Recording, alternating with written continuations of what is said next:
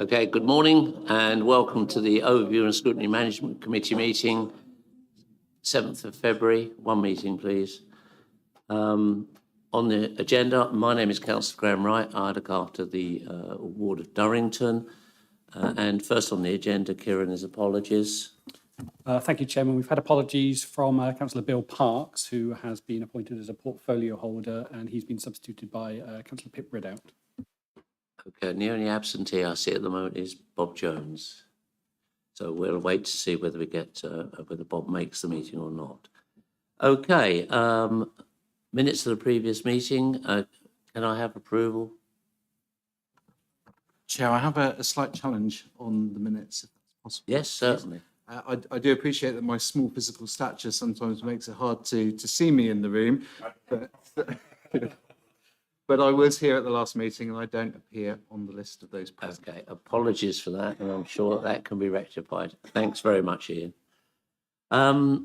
Everybody else happy with the minutes? Nobody, no dissensions, that's fine, thank you. Declarations of interest. Anybody with declaration of interest today? Don't see anybody. If you do, as the meeting goes on, just raise your hand and we will declare that in the interest book. Okay, Chairman's announcements then. Now, it's with great sadness that I must announce the sudden passing of Helen Jones, a much loved and valued member of our Wiltshire Council team. Helen joined the council in 2018 and at that time made a big impact in her role as Director of Procurement and Commissioning. She was also a very regular guest with us at Overview and Scrutiny, often attending Children and Health Select Committees as well. I know Helen will be deeply missed by everyone who has had the pleasure of working with her. Our thoughts are with Helen's family, and details of how people can express their condolences will be circulated soon.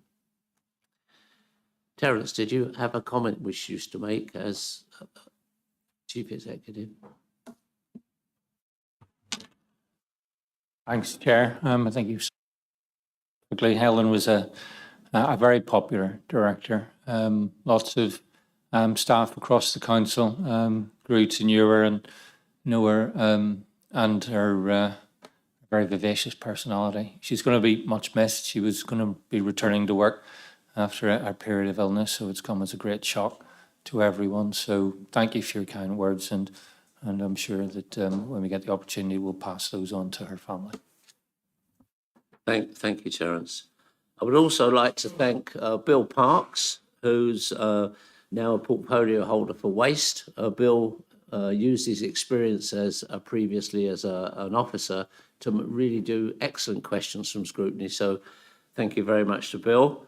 And he is being substituted by Pip today as well. So welcome, Pip. Okay, public participation. I don't believe we have any public participation. So I'll move on to agenda item 6, which is the procedure of the meeting itself. So agenda item 5 of our agenda outlines the, the procedure for today's meeting, and I'll summarise it shortly. Before I do, I want to note that the reports for item 7 should only be were only circulated late, and I acknowledge the members have only had a very limited time to digest them, which is why we had a 20-minute late start for the meeting. However, we will be addressing this because, technically we could have just as easily had this meeting on this Thursday, which would have given us all a little bit more time. So we will make sure that this doesn't happen again and that the diaries are amended. Okay, this is our annual special meeting to consider any amendments to the Council's budget for 23-24 as agreed by Cabinet. They have been proposed by opposition groups or individual councillors. This year we have received 5 amendments in total, with 1 amendment from Councillor Ricky Rogers and 4 amendments from Councillors Gavin Grant and Ian Thorne. Could I thank Councillor Rogers and Councillor Thorne for submitting their amendments for scrutiny and joining us today. Ricky is going to be joining us remotely, and we will then ask comments from the committee, etc. So in tackling these proposed budget amendments under the next item, I will ask the speakers in the following order. The proposer to present the circulated amendments explaining their purpose, implications and intended outcome. As these are amendments to the budget approved by the executive, I will give the leader of the council and acting cabinet members for finance an opportunity should they wish to comment. Then the chief executive, section 151 officer and monitoring officer to comment if appropriate, and the management committee members to ask questions of the proposers and respondents in order to gain sufficient evidence to take a view. Clarification from statutory officers and other relevant directors if necessary, contribution from any other councillors in attendance if they wish. Finally, I will put forward a resolution in the minutes of this meeting, which will form a full report to full council on the 21st of February. So in recognition, the role of overview and scrutiny in the budget setting and the fact that there will be a full council to take the final decision on this budget, I do not suggest that we have any formal voting or either approval or rejection of the amendments presented today. Amendments will be formally moved and determined at full council, and at that debate there will be a benefit from having the evidence-based views of this committee on both the proposed budget and the potential amendments. Before I move to agenda item 7, I'd like to ask Councillor Botterill. I think he has an announcement to make, and this is probably an appropriate moment.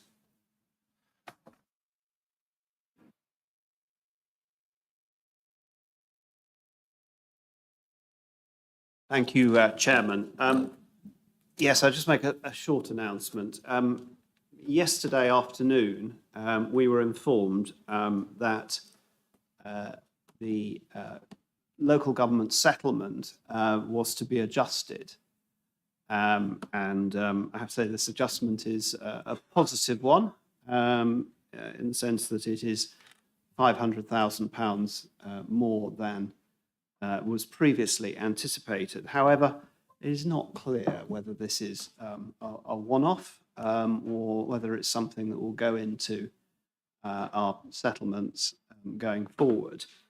It is, at least in part, down to a assessment of the National Rural Services grant. That is to do with how much more it costs to operate services in rural areas. So clearly, good for government that they come up with these things when probably quite a number of councils are already at completion stage with their budget plans. What we would propose to do is to, you may remember there was an amendment at Cabinet to do with Visit Wiltshire, where there was an inaccuracy in the accounts in terms of the timing. So what we propose to use this money for is 150,000 of it would actually go to regularising that transfer, and that would leave £350,000, which would be put into the business reserve, sorry, the business plan priority reserve. So that is that's what we propose to do. As I say, it's not clear whether this is just a one-off national rounding issue or whether it is actually something that we could rely on in future. But I think given that uncertainty, there's it would be imprudent of us to make plans that go forward year on year in terms of how to spend that money. That is all I would like to say on that. Thank you very much indeed. Okay, on to agenda item 7, which is Councillor Ricky Rogers' amendment. I'm just going to bring Councillor Rogers in. Are you there, Councillor Rogers? Yeah, I'm here, Graham. Good morning. Good morning. Okay, so this is Councillor Ricky Rogers' social dwelling rents. The first amendment we have to consider is submitted by Councillor Ricky Rogers and is outlined from page 7 of the agenda supplement. Councillor Rogers joins us remotely, as you can see, and I'll now ask him to introduce his budget amendment. Over to you, please, Ricky. Yeah, thank you, Chair. I hope members will appreciate I'm not trying to score political points. I've raised this issue of council rents consistently over the last 10 years. Usually we're told, it's the Department for Local Government and Communities who issue and analyse and form a rationale for a percentage increase. There's a number of indices that they consider, and it's predominantly imposed upon local authorities. This year, for the first time, because of inflation, profiteering, it's rocketing, the government had realised that that will produce a percentage increase which is unacceptable to everyone. So the government allowed local authorities for the first time a bit of freedom to do their own thing, to model some options, which we did at the Housing Board, modelled 3 options. And I think, there was no animosity in this. I'm still concerned that 7% increase on a council house rent is going to be a struggle too far for many people. I apologise that it only affects them, predominantly the council house stocks is in the south of the county. I have a number in my ward. I get lobbied every year by those council house tenants who work hard, pay their rent, and who struggle. For instance, this year it won't be the £1.57 council tax increase from Wiltshire Council, or the police, or the fire, or the parish precept increase that will be the biggest struggle. It will be this 7% increase in their weekly council house rent. That will be the biggest struggle they have. So for that reason, and the fact that I have to represent the people that I do, and I've been lobbied on this issue, and it is a continuation of what I've raised in the past, I'm asking for a quite straightforward reduction from 7% to 5%. Now that I know affects the business plan, but this money is not, work won't have to stop. This will be less money going into our housing revenue account reserve. And many councils have different formulas on their HRA reserve. For instance, neighbouring Southampton, who have more than double the housing stock of us, keep a minimum reserve of £2 million. Our reserve at the moment, even with my amendment, at the end of the next financial year will give us over £4 million in reserves. And I suppose my biggest argument is the housing revenue account doesn't need this money at this time. We will not spend the amount of money we've allocated in this financial year because we cannot get tradesmen, we cannot get contractors to do the work, and work will slip. So at the moment, we are struggling to spend what we've got. So I'm asking for a little bit of compassion for those lower income families who are in a council house who are struggling with bills, living from hand to mouth, week to week, just to ease the burden a little bit on them, and accept my amendment from 7% to 5% increase in rental properties. Thank you, Chairman. Thanks very much, Ricky. If you could stay on, obviously there may well be questions at some point. If I could move then to the Leader of the Council, Cabinet Member for Finance, or anybody from the administration who wants to make any comment on that at all. Aye. Phil, did you want? Okay. Chief Executive, anything to say? Nothing to say, okay. What about the 151 officer? Could you? No, it's just we're obviously going to be looking at risks and assumptions, and it would be good to hear from you, if you would please, on how this stacks up, so that we can make give our thoughts later in the form of questions. Thank you. Yeah, thanks, Chair. So I think just a couple of things to point out. The housing revenue account, from a background perspective, so that everyone's clear, this is obviously separate to the general fund, and therefore separate to any issues, proposals around council tax. And it's quite right, has been pointed out in the amendment, this is about housing rents. So that's the first sort of the clarification point. I think really you've got my comments in there about the impacts around this, and we can cover off any questions that the committee have around clarifications on risk. And that's purposely the angle of the commentary around this, the difference between the 5% amendment proposal and the 7%, which is the current proposal being put forward to council on the 21st. And so more than happy to cover off any questions around that. And that's fundamentally where my commentary is looking at, is around moving to the 5%, and therefore the impact that may have, or the increased risk that may have on the likelihood of delivering a 30-year business plan, for which the HRA has one and is currently investing to undertake and deliver that 30-year plan as well. But happy to clarify anything in terms of the commentary that I've put on. Okay, thanks very much, Andy. So now over to the Management Committee.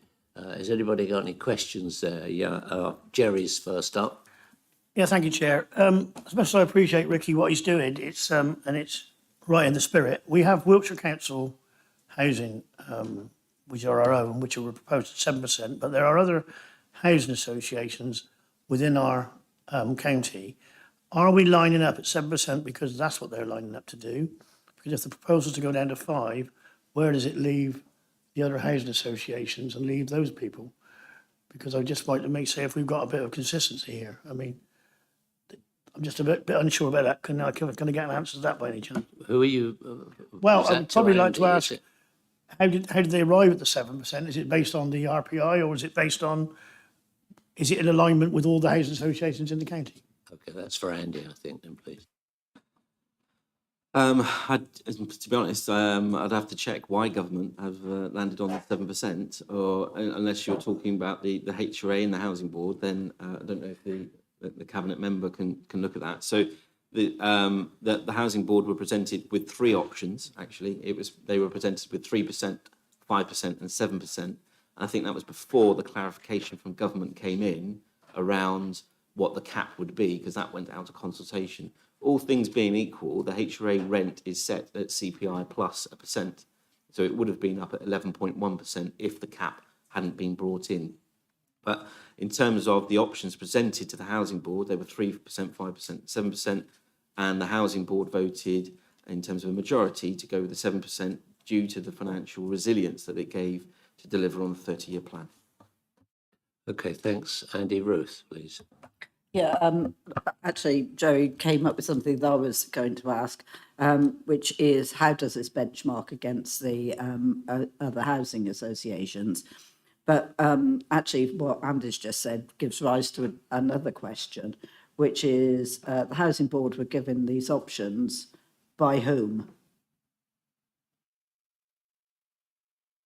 Well, they were presented to the Housing Board by officers, but and then we obviously had liaison with the cabinet member as well about those proposals going forward. But the options were developed and modelled by officers in terms of presenting to the board. So that wasn't any externally imposed options; they were internally recommended ones. Yeah, I mean, by the nature that the government have put in the cap, it would have limited what we could have put forward. But certainly that was the feeling from officers in modelling those increases going forward. And when it came through to presenting those options to the Housing Board, was there any benchmarking done as to what housing associations were going to uplift by, or are there restrictions on housing associations? So I think Joe's got a point. We probably do need to be in line with housing associations, but if we don't know what they are, how do we know whether we're in or out of line? Can I bring in the cabinet member who's just raised his hand and obviously wants to interject? So, thank you, Phil. Thanks. Just to say the 3%, 5% and 7% options that the Housing Board were presented with by officers was as a result of government consultation on what they were looking at for rent increases for this period. There was a recognition from government that going for, because the rents are set at, as Andy said there, CPI plus 1%, and I think government recognise the fact that a potential 11% rise would be extremely challenging, so they consulted on 3, 5 and 7, and that's why officers modelled those for the Housing Board. In terms of what other RPs are doing, I've only anecdotally heard that they are largely going for the 7%, which is the maximum allowed by government. Fine, thank you very much. Does that answer your question, Ruth? Yeah. Okay, thank you. Tony Trotman. Thank you, Chairman. Yeah, I appreciate what Ricky has put to us today.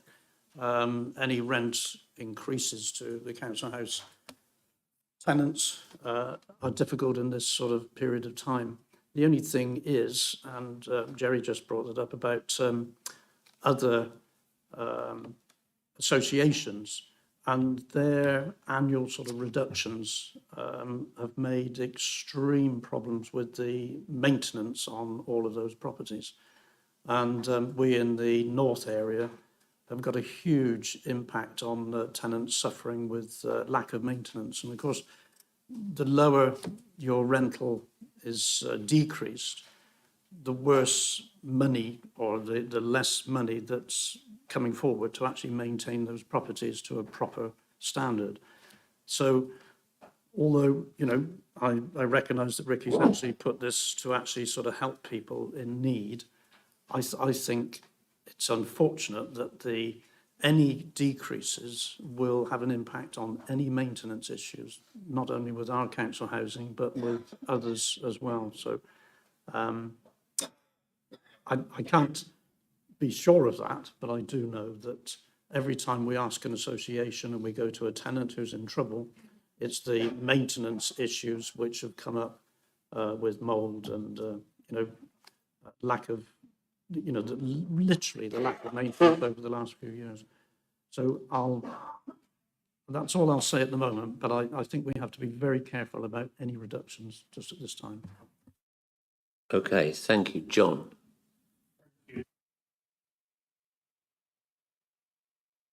Sorry, microphone, John. I know you don't need it normally, but... Sorry, no. Normally I'll do anything for my voice to be heard, Chair.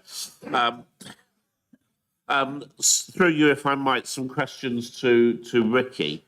I absolutely get the sentiment of this motion, but there is the challenge that this is for people in our housing stock in the Salisbury area, and will do nothing for those residents in housing stock across the rest of the county.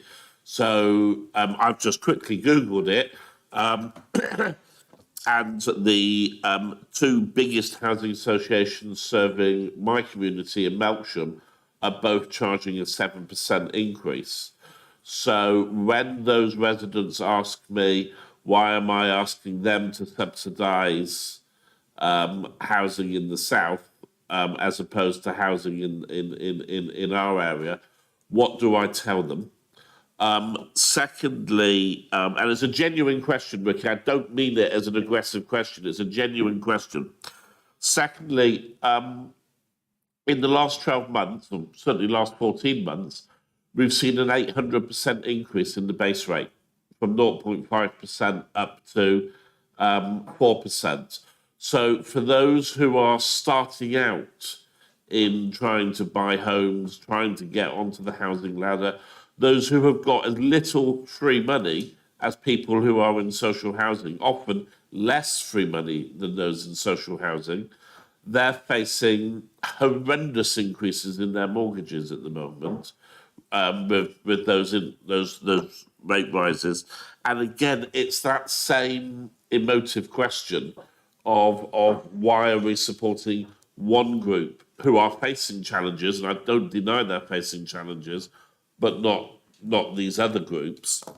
And then lastly, and it's picking up on the point that Tony made, if my understanding of this is correct, and hopefully it is, because this was the case when I was on the board at Selwood Housing, of course this money is all ring-fenced in, and repairs and improvements and new builds and all the rest of it has to come out of this same sort of block of money. So by taking money out of this store, we're removing the opportunity to improve what's there. And I take on board what you're saying about the level of reserves and that other councils or other areas have got significantly lower reserves. But I would suggest that's more down to our inability to deliver capital projects, as we've discussed a lot within this room in recent times, than it is to do with the desire to have those capital projects delivered. And anything that would put at risk the plan to get that done surely is something which we should certainly approach with caution. You want to answer that, Ricky, please? Yeah, thank you, John. I'll try and go through them briefly. First of all, our nearest neighbour, Swindon Borough Council, are raising their council rents by 5%. They're our nearest neighbour. And get back to the main point this year, that, you know, the government did recognise that if they used statutory indices to come up with a rent percentage increase, it would be unacceptable. So they gave housing revenue account holders and housing associations the freedom to model as they wanted. Now, up to that 7% cap. Now, as Phil has explained, you know, we on Wiltshire Council Housing Board looked at 3 options, 3, 5 and 7. That would have been the same for housing associations. The members of those board would have had that same freedom this year to look at those options and decide for themselves. So the housing associations would have done exactly the same as we have done within Wiltshire Council's Housing Board. I will just throw in that Wiltshire Council's housing management is excellent. We've got an excellent team. What we suffer from is a shortfall in skilled tradesmen to come on board and help deliver not just our repairs and maintenance, but our long-term improvement programs that we've got in the budget. So, you know, this is not going to stop any of our proposals going forward, because we've got more than adequate in reserves to meet that. As I've said before, our biggest problem is we won't be able to spend this money. So what I'm politely trying to ask is that we don't need this money in reserves. Just, you know, put the tenants for a chance. The first time in 10 years that I can remember, put their priority first, you know, their ability to pay before putting money into reserves, which we won't spend. Okay, thank you, Ricky. Yeah, just come back, John, please. Yeah. So you didn't answer the point about mortgage rates and perhaps you did the long-term plan, but anyway, the thing I'll come back to you, Ricky, though, is that and I'm trying to understand this, but you're right. All the other housing boards did look at it. Selwood certainly have gone for 7%. I've read their press release. Others, it seems, have gone for 7% because their boards looked at it and said that's the prudent thing to do. In all fairness, our housing board looked at it and voted, as I understand it, clearly that this was the right thing to do. 7% was the best way to go. So my question is, why should full council overrule the residents group and the housing group that made that decision with the evidence in front of them for Salisbury, but accept everywhere else? I recognise we can't overrule other areas, but you know, what makes Salisbury so different that the board that is made up of people, including residents, who know what's happening on the house. I don't know what's happening on Salisbury housing, but you're asking me to overrule the people who do and say, let's do something different. And I'm trying to understand why we need to overrule our own board, including residents. Yeah, I understand that, John. Obviously, I can't control the national mortgage rates. I wish I could. That's something which only government can do. But you're talking about how did the housing board get to that figure? We had a debate and we had a majority decision. Now, if we'd have gone and consulted all of our tenants, that would have been a really positive step. And then we'd have had the real response from the people it's ultimately going to affect. We didn't do that. So a small number of people on the housing board made a decision. That's how it comes about. I have now been lobbied by the people who will face the impact of that decision.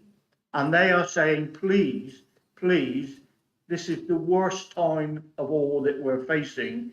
Please, can you do anything to reduce that rent increase? I'll just throw in now, a 75-year-old, 3-bedroom family home in my ward has a rent of £109 a week. A newer one, a 10-year-old, 3-bedroom family home, has a rental income of £137 per week. That 7% increase, just think of the impact on those who are living hand to mouth. What I'm making is a plea on behalf of those council rent-paying tenants who will have to face that increase somehow. That's what my plea is about. Okay, thanks very much. Microphone.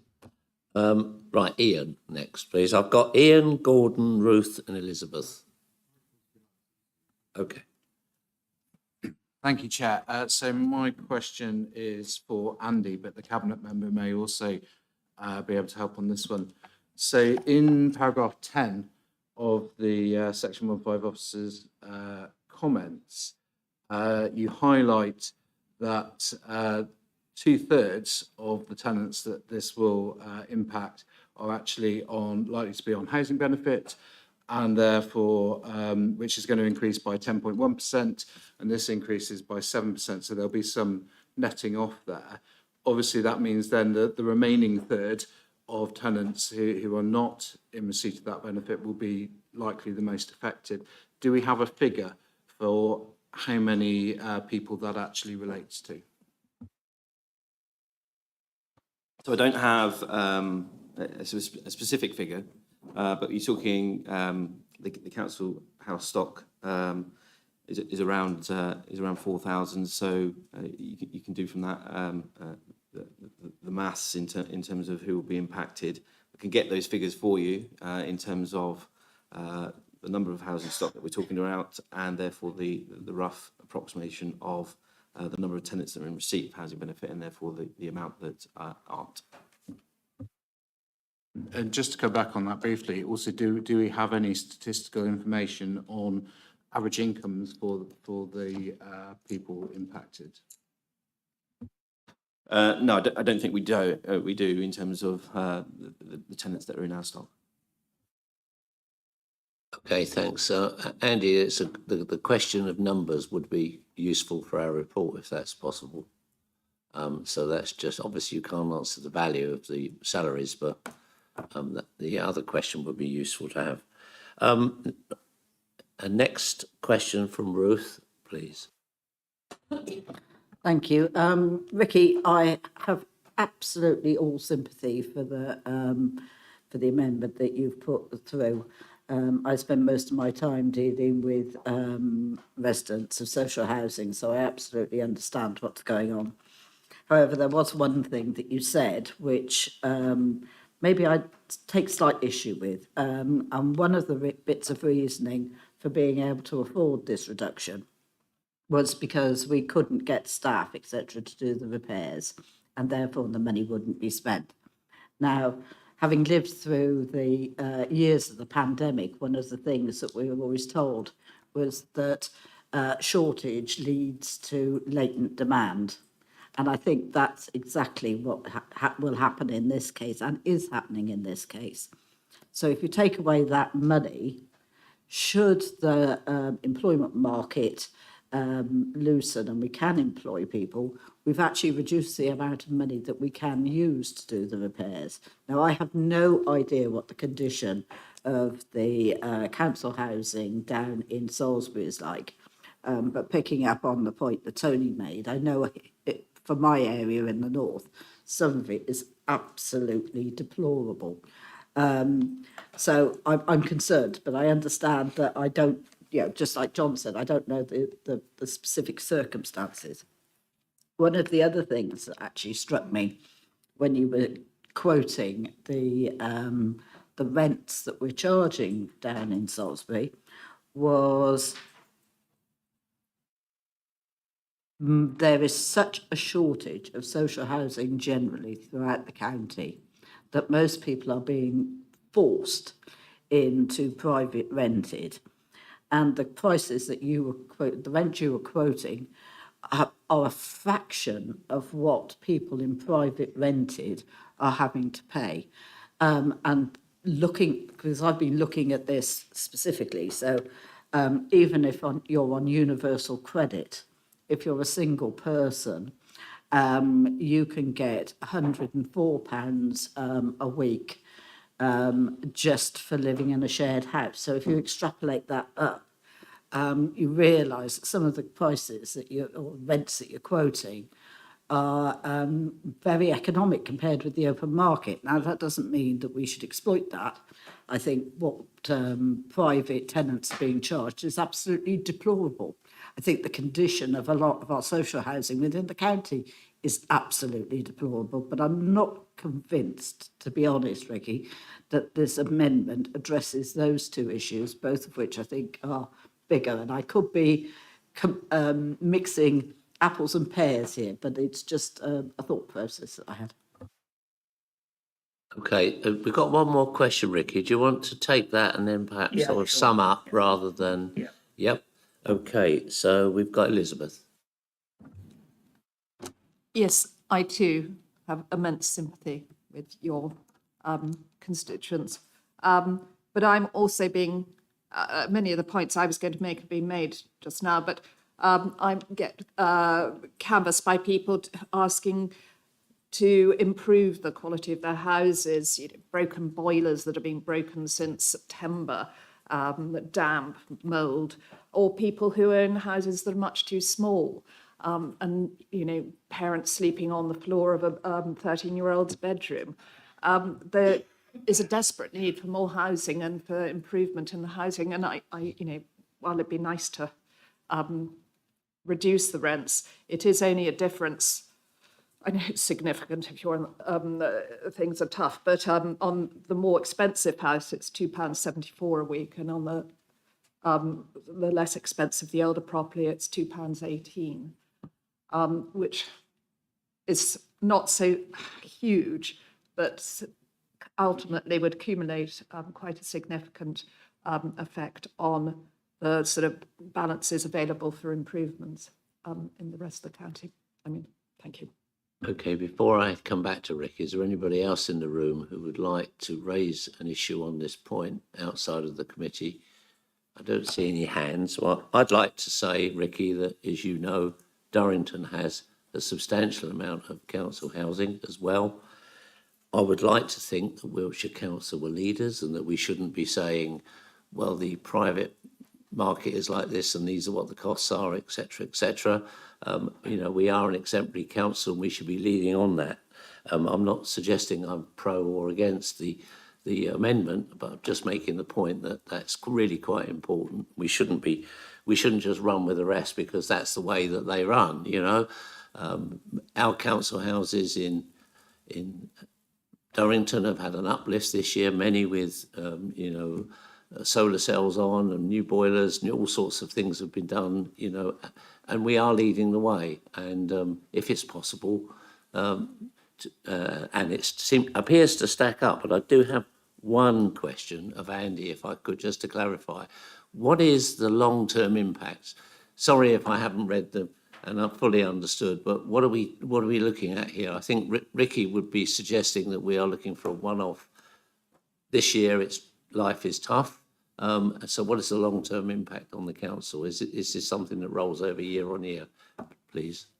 Yeah, so obviously I've put in the commentary about the risk, and certainly if the amendment goes through, there won't be any immediate stopping of the planned business plan, the investments. We're not going to be directly impacting the maintenance or the new council house build programme, but there's a risk in that economic environment that we're in at the moment around it. So, but to context it then, so the difference between a 7% increase and a 5% increase over the 30-year business plan which the HRA has it is effectively £17 million.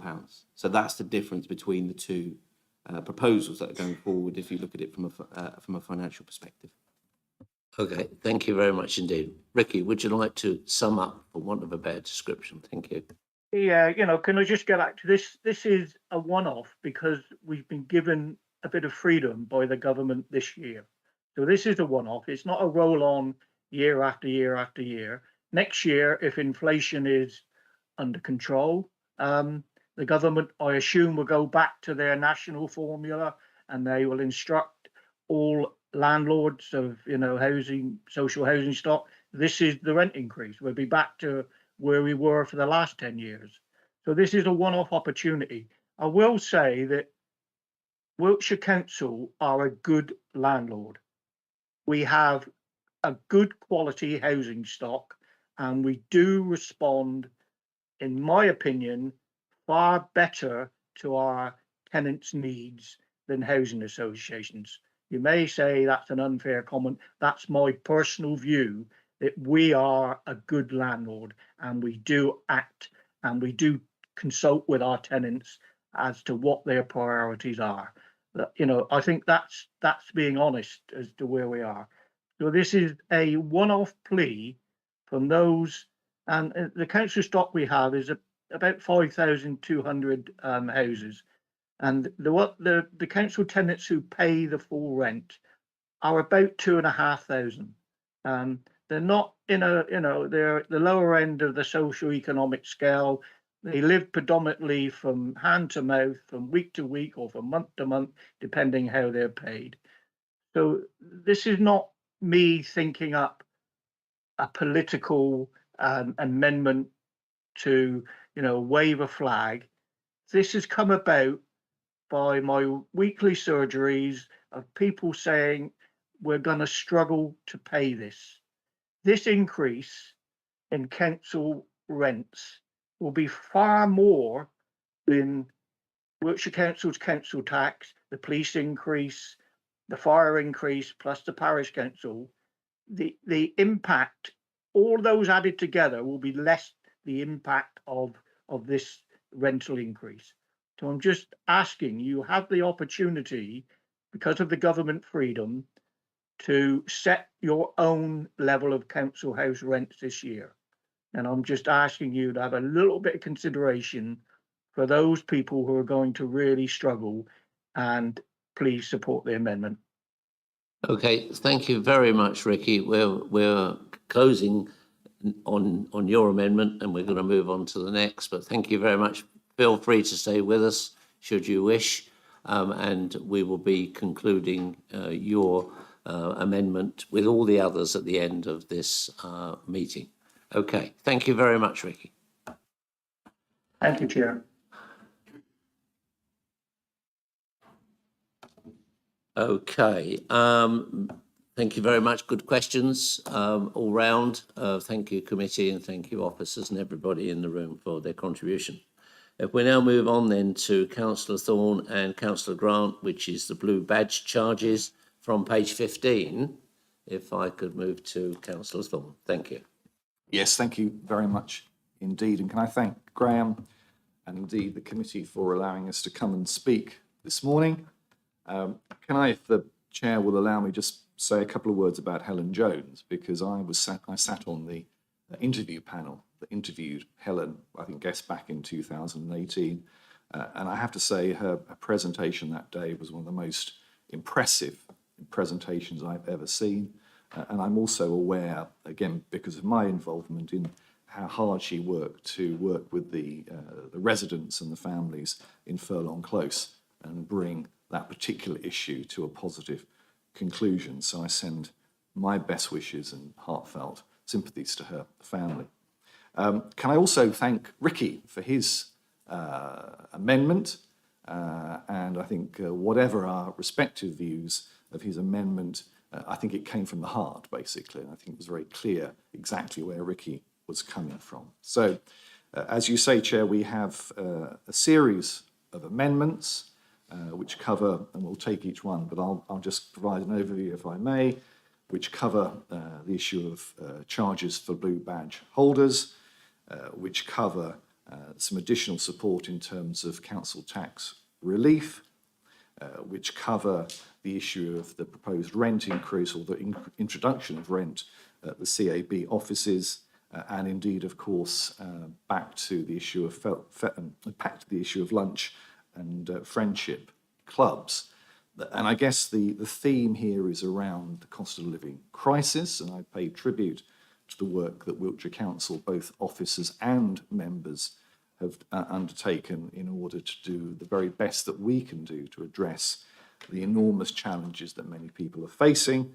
And so each of these amendments, in a very, very, very modest way, are designed to try and support some of the most vulnerable people. Ricky made mention of vulnerable people in his amendment proposals, and we're doing, in fact, exactly the same thing, but with respect to different sorts of groups. So I'm going to pass over, if I may, to my colleague Gavin. Before I do that, I want to thank Lizzie in particular for the support that she's provided, and indeed thank Gavin for the amount of work that Gavin has provided and focused on in terms of the amendments. So in terms of your point, Chair, in relation to purpose and intended impact, I'm going to pass over to Councillor Grant. Thank you. Thank you very much, Chairman, and may I also add my own personal condolences to Helen's family and friends and colleagues. A sudden death is always a shock when it's within our families, within our friendship circle, or within our professional colleagues, and all will be, including many around this table, will have their thoughts with Helen's family. I can recall quizzing her several times, Chairman, when she sat in this very seat at the previous Health Select committees, and always an officer on top of her brief, and always answered with charm and with good grace questions which were almost certainly not worthy of her time and effort. So to move to the amendments themselves, their purpose, their impact, and their financing. And while praising our officers, could I add to that list the always very impressive Lizzie Watkin and her team. Lizzie has spent a lot of time and effort on going through these amendments, ensuring the clarity of them, then taking forward the matters as to her fellow officers and their views, which are set out in the reports that you have before you.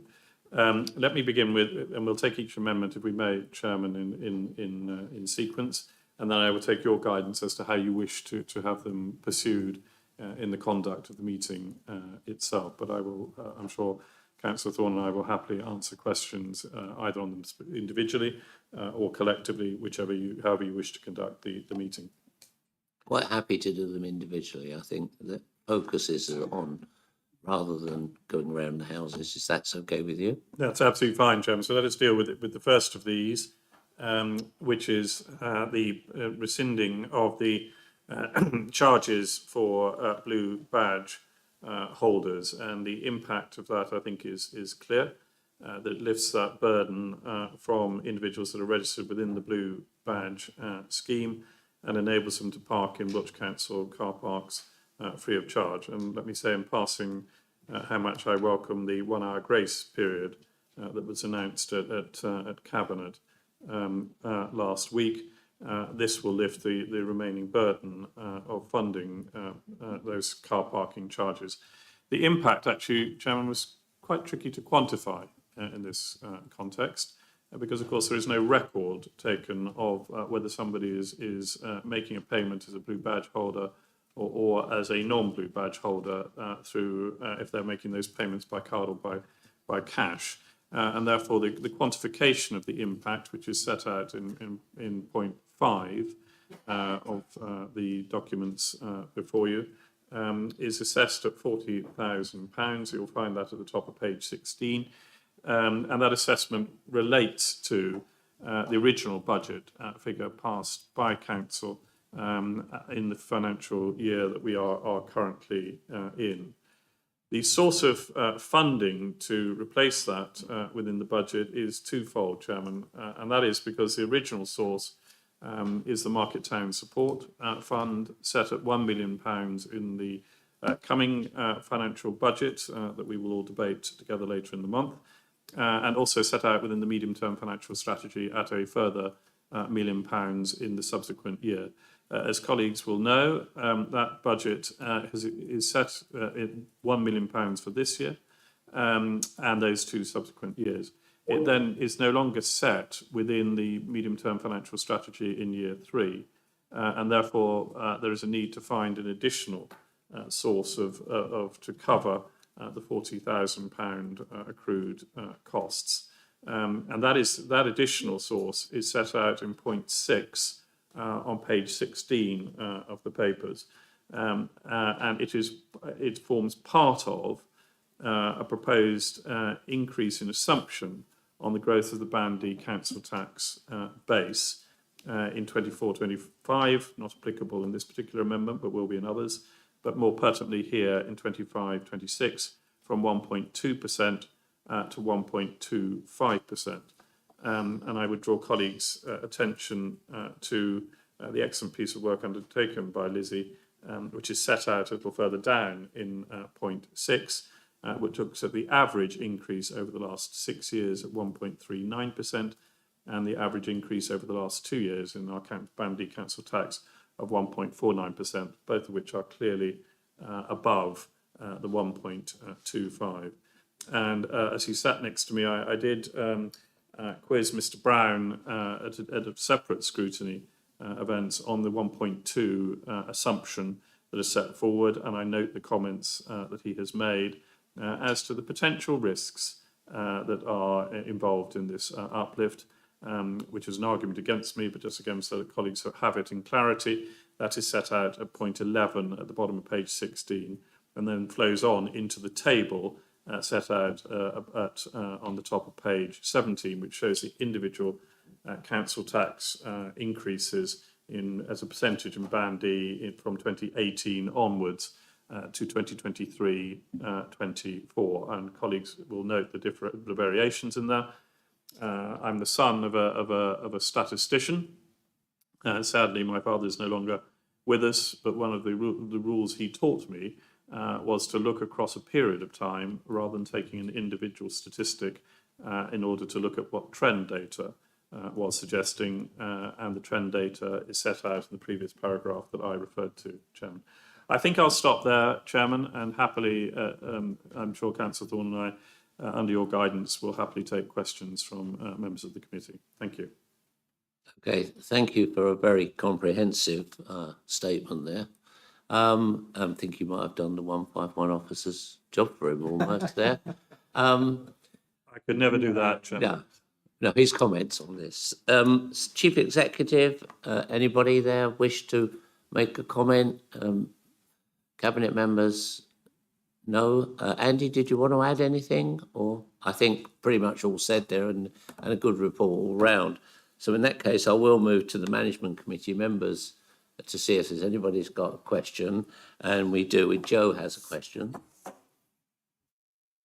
Thank you, Chair. Actually, the question is either for officer or portfolio member. As Councillor Grant alluded to, we can't be quite sure how much money in reality is part of that package, i.e. is £40,000 in any way accurate from point of view of blue badge holders? And I wonder whether any work has been done at all this year to try and assess that, considering this is the first year that those charges have been put into place since last year's budget. Okay, do we have anybody like to answer that at all? Seems like a reasonable question to me.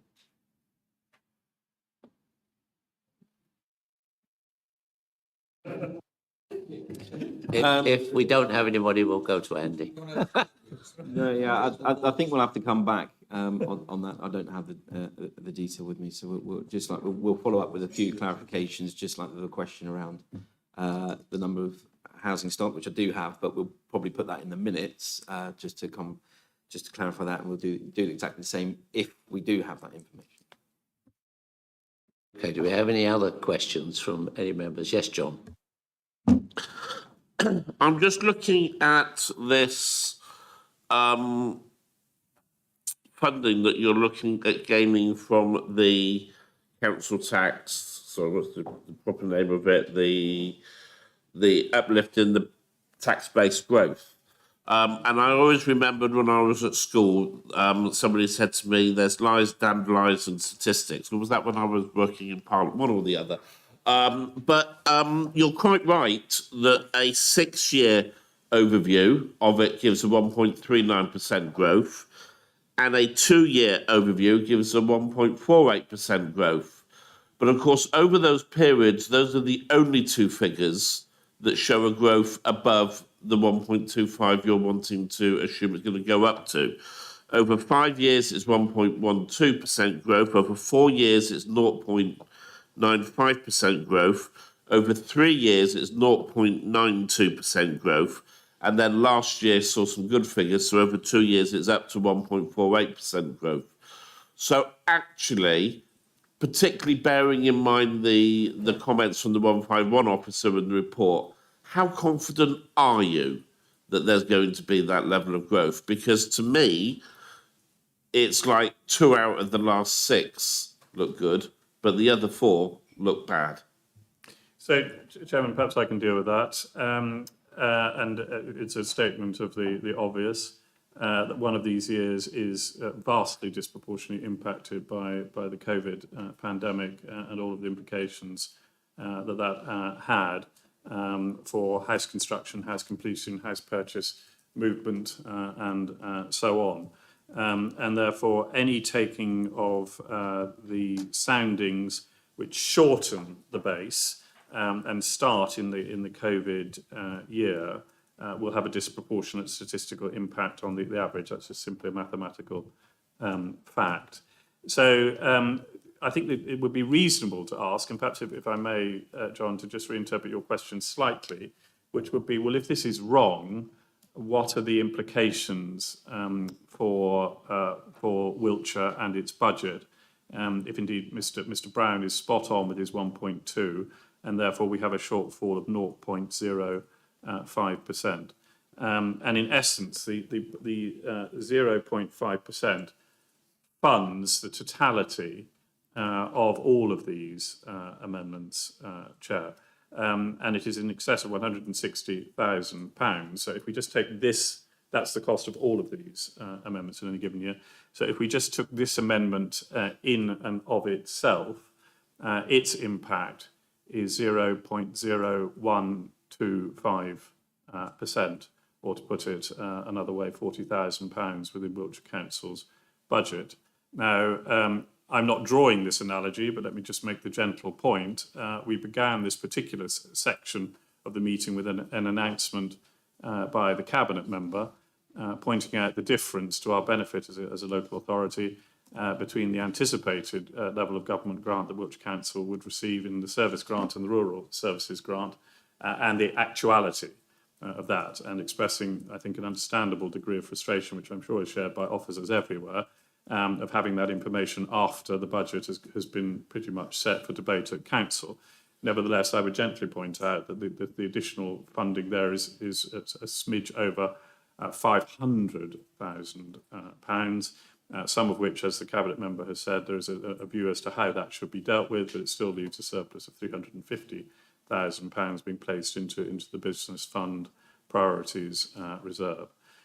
So were this to be statistically wrong, John, which is a reasonable question to ask, and it's one that I've contemplated, the impact here in year 3 of the medium-term financial strategy would be a negative impact of £40,000. But I would gently highlight that there are other funds which have arrived with us in short term, and indeed, thanks considerably to Mr. Brown's diligent work, our reserves are now at a point where we're covering in excess of 130% of our overall expenditure. I hope that helps. And just to add, I mean, there's not much more to add, but just to briefly add, I think if you add up, because it's a question you quite rightly could ask as we move through a number of other amendments that we've got before you this morning.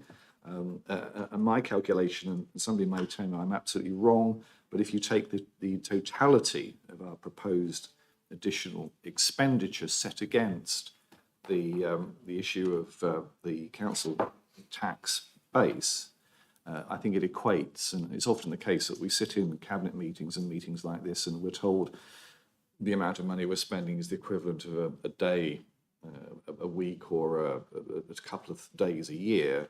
In fact, what we're proposing is so modest, it adds up to, I think, an hour of turnover in an entire year. So we might be criticised for being overly modest in terms of our amendments, but I don't think we could be accused of potentially threatening the financial basis of the council, would be my view anyway. But others may have a different view, of course, John. And this would be the equivalent of 14 minutes and I believe 51 seconds, John. Chris, do you have a question, please? Yeah, thanks for that and the effect it'll have. I'm just looking at a bit more detail on, para 8, and we're reducing the base budget held for supporting Wiltshire's high streets. What will the actual effect, if somebody can tell me, this will have on our Wiltshire high streets? You know, because obviously the funding is there to improve the quality of what is happening in our towns and that. So by reducing this, what effect will that have? And also, when we talk about year 3 and the increase in the council tax base and the number of properties being built, is this over and above the properties that are now being built or planned to be built? And where will these properties go? Not everybody wants new properties on their doorstep. Thank you.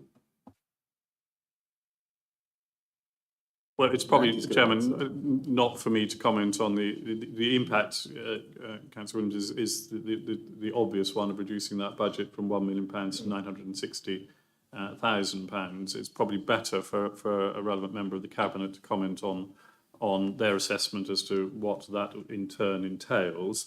I believe many will know that the discussions are current with officers on the allocations of funding and action plans being developed by town councils to access those particular funds that have been made available. But the technical answer, Chairman, is it's a £40,000 diminution of that fund in the coming fiscal year that we're about to discuss and enter, and then in the following fiscal year.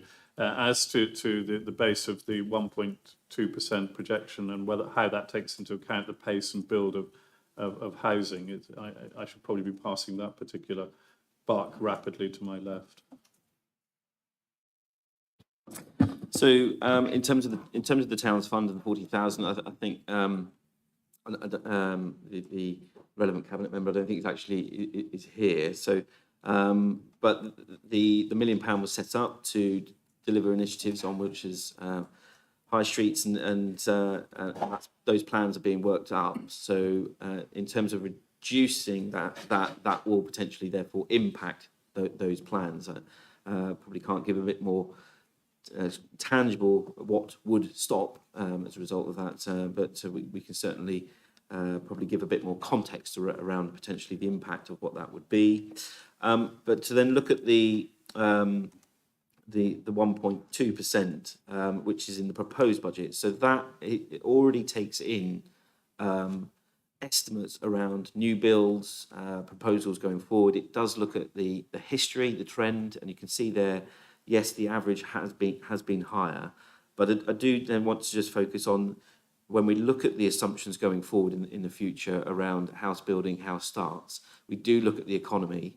Certainly, I look at the economy in terms of the proposals in what the assumption on growth is going to be over the next year and the next 3 years as well. And so the 1.2% for me reflects the balance around getting the accuracy around what the growth will be, reflects what the economy is doing, already takes into account the level of growth that is expected to come.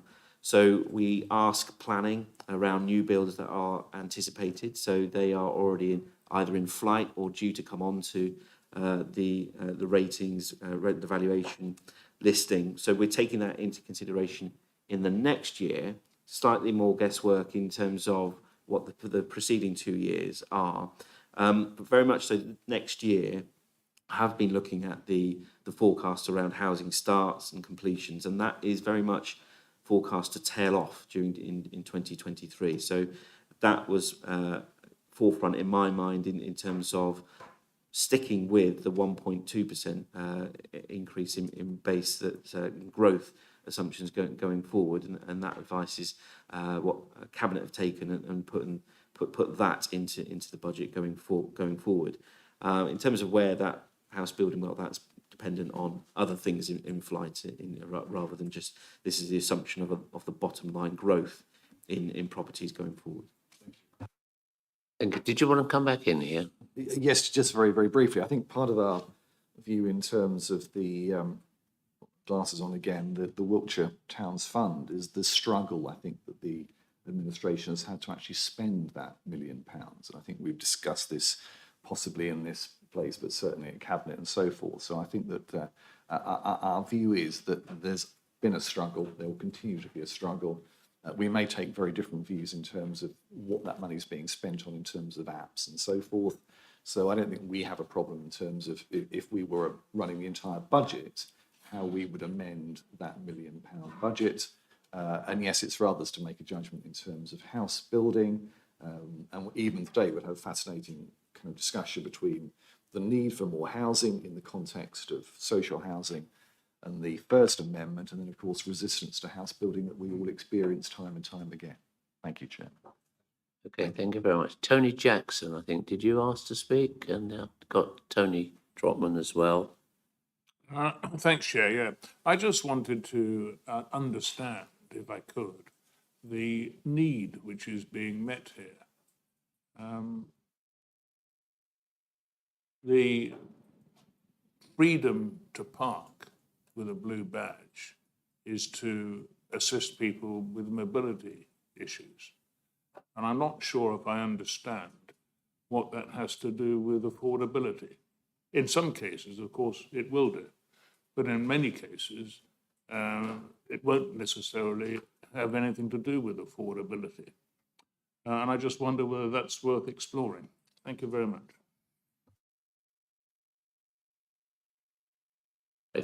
Would you be happy if we took another couple of questions and then rounded them up rather than, because I think that, the rise in the amount of houses we may have in Wiltshire goes across all your amendments, so it's all good stuff. Next person then is Tony Trotman, yeah. Thank you.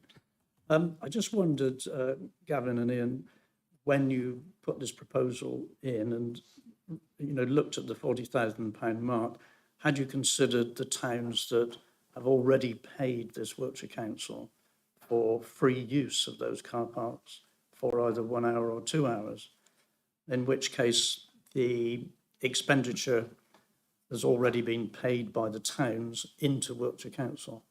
So if a blue badge parker comes in, she will get a 2 hour freebie. And I appreciate that the leader is looking at a different arrangement as well. I just wondered where your calculations come from. Had you considered that at all?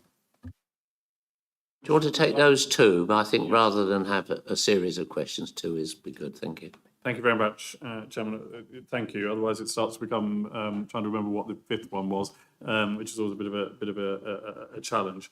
So if I can just deal with Councillor Trotman's question, and then if I may, well, the three Tonys, as you said, two of the Tonys' questions. So the quantification of this, Councillor Trotman, has been quite challenging. I think you've just heard from Mr. Brown that he's going to go away and look at it in response to this committee's deliberations and on all matters, but particularly on this one. I wish you the best of luck in that, Mr. Brown, in trying to quantify it. So you are right in saying that some town councils, including my own, and I'm aware of others that are around this table, Corsham is one, Carn another, have allocated town council preset funding against the provision of 2 hours free parking. But clearly that is not a universal provision across the county as a whole. And as indeed discussed in the current year's financial budget, the number of council car parks where there have been changes and instructions of charging has also altered. So yes, did I think about that in trying to get quantification? Indeed I did. Was I able to get the degree of quantification? Sadly, no, I wasn't. And I don't think that is in any way, Chairman, if I may, a criticism of the diligence of our officers, either in the finance team or indeed in the car parking team. It's simply a statement of fact that, of course, we don't know the pattern of behaviour of blue badge holders. So we're not able to quantify well, how many of those are parking in schemes where the 2 hours is provided free of charge, and how many are parking elsewhere, and therefore what the actual financial impact is. So the guidance that was provided to me in drafting this amendment was that the correct budget figure we should assume was the budget figure, which again, whether it took account or not, I can't comment. As that budget figure was set at £40,000, I do not know, Councillor Trotman, whether that figure took account of the 2 hours free parking provided by various town councils or not, but it was the only figure upon which we could base this particular amendment. It's not entirely satisfactory, Chairman, but it is where we are. Sorry, and then on the affordability point, that clearly to an extent speaks to the same issue, in that clearly those blue badge holders who are parking in car parks where town councils have paid this fee, if they're parking for 2 hours, and that's the limit of the parking in the car park, would not have the issue of affordability does not arise. But it does arise for others elsewhere, and it is simply a matter of fact, as indeed the Leader of the Council noted in his commentary at Cabinet, that for many blue badge holders, difficulties getting in and out of vehicles, difficulties in accessing payment machines and so on is a challenge. And as we also know, the very fact that somebody has qualified for a blue badge means that the implications for their own cost of living impacts are simply greater than those who do not qualify for blue badge, because of the impact of heating homes where more time is spent, of other needs, of not necessarily being able to travel enormous distances to access discounted goods, services and food, and similarly some difficulties with home delivery and so on. So there are wider impacts here, Chairman. This is something which we as a council have control over. It is something we can do, and that then leaves it for town councils to decide whether they wish to go further. I hope that helps, Chairman. Just before you answer the other Tony's question, Ruth wants to come in on this particular topic, if that's okay. Yep, thank you.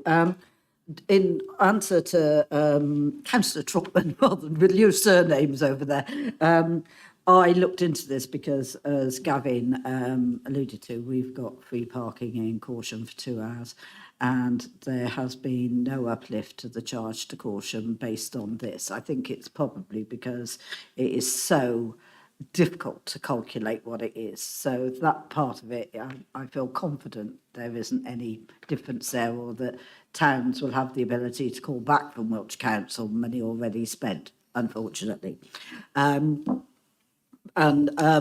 the other thing I wanted to say was backing up Gavin as far as Councillor Jackson's concerned, and that is actually, if you look where some of how some of our meters are situated, certainly the ones in Corsham are there. And people have to struggle out of their cars, and they would have to struggle out if they get to, want to get to the shops. But they then have to struggle with the machine, struggle back to their car, and struggle out again.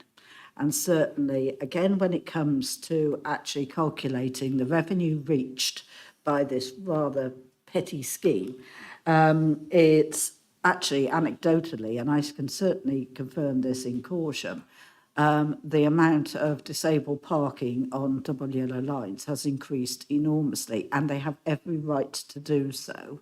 And that actually has having a negative effect on the flow of traffic through the town.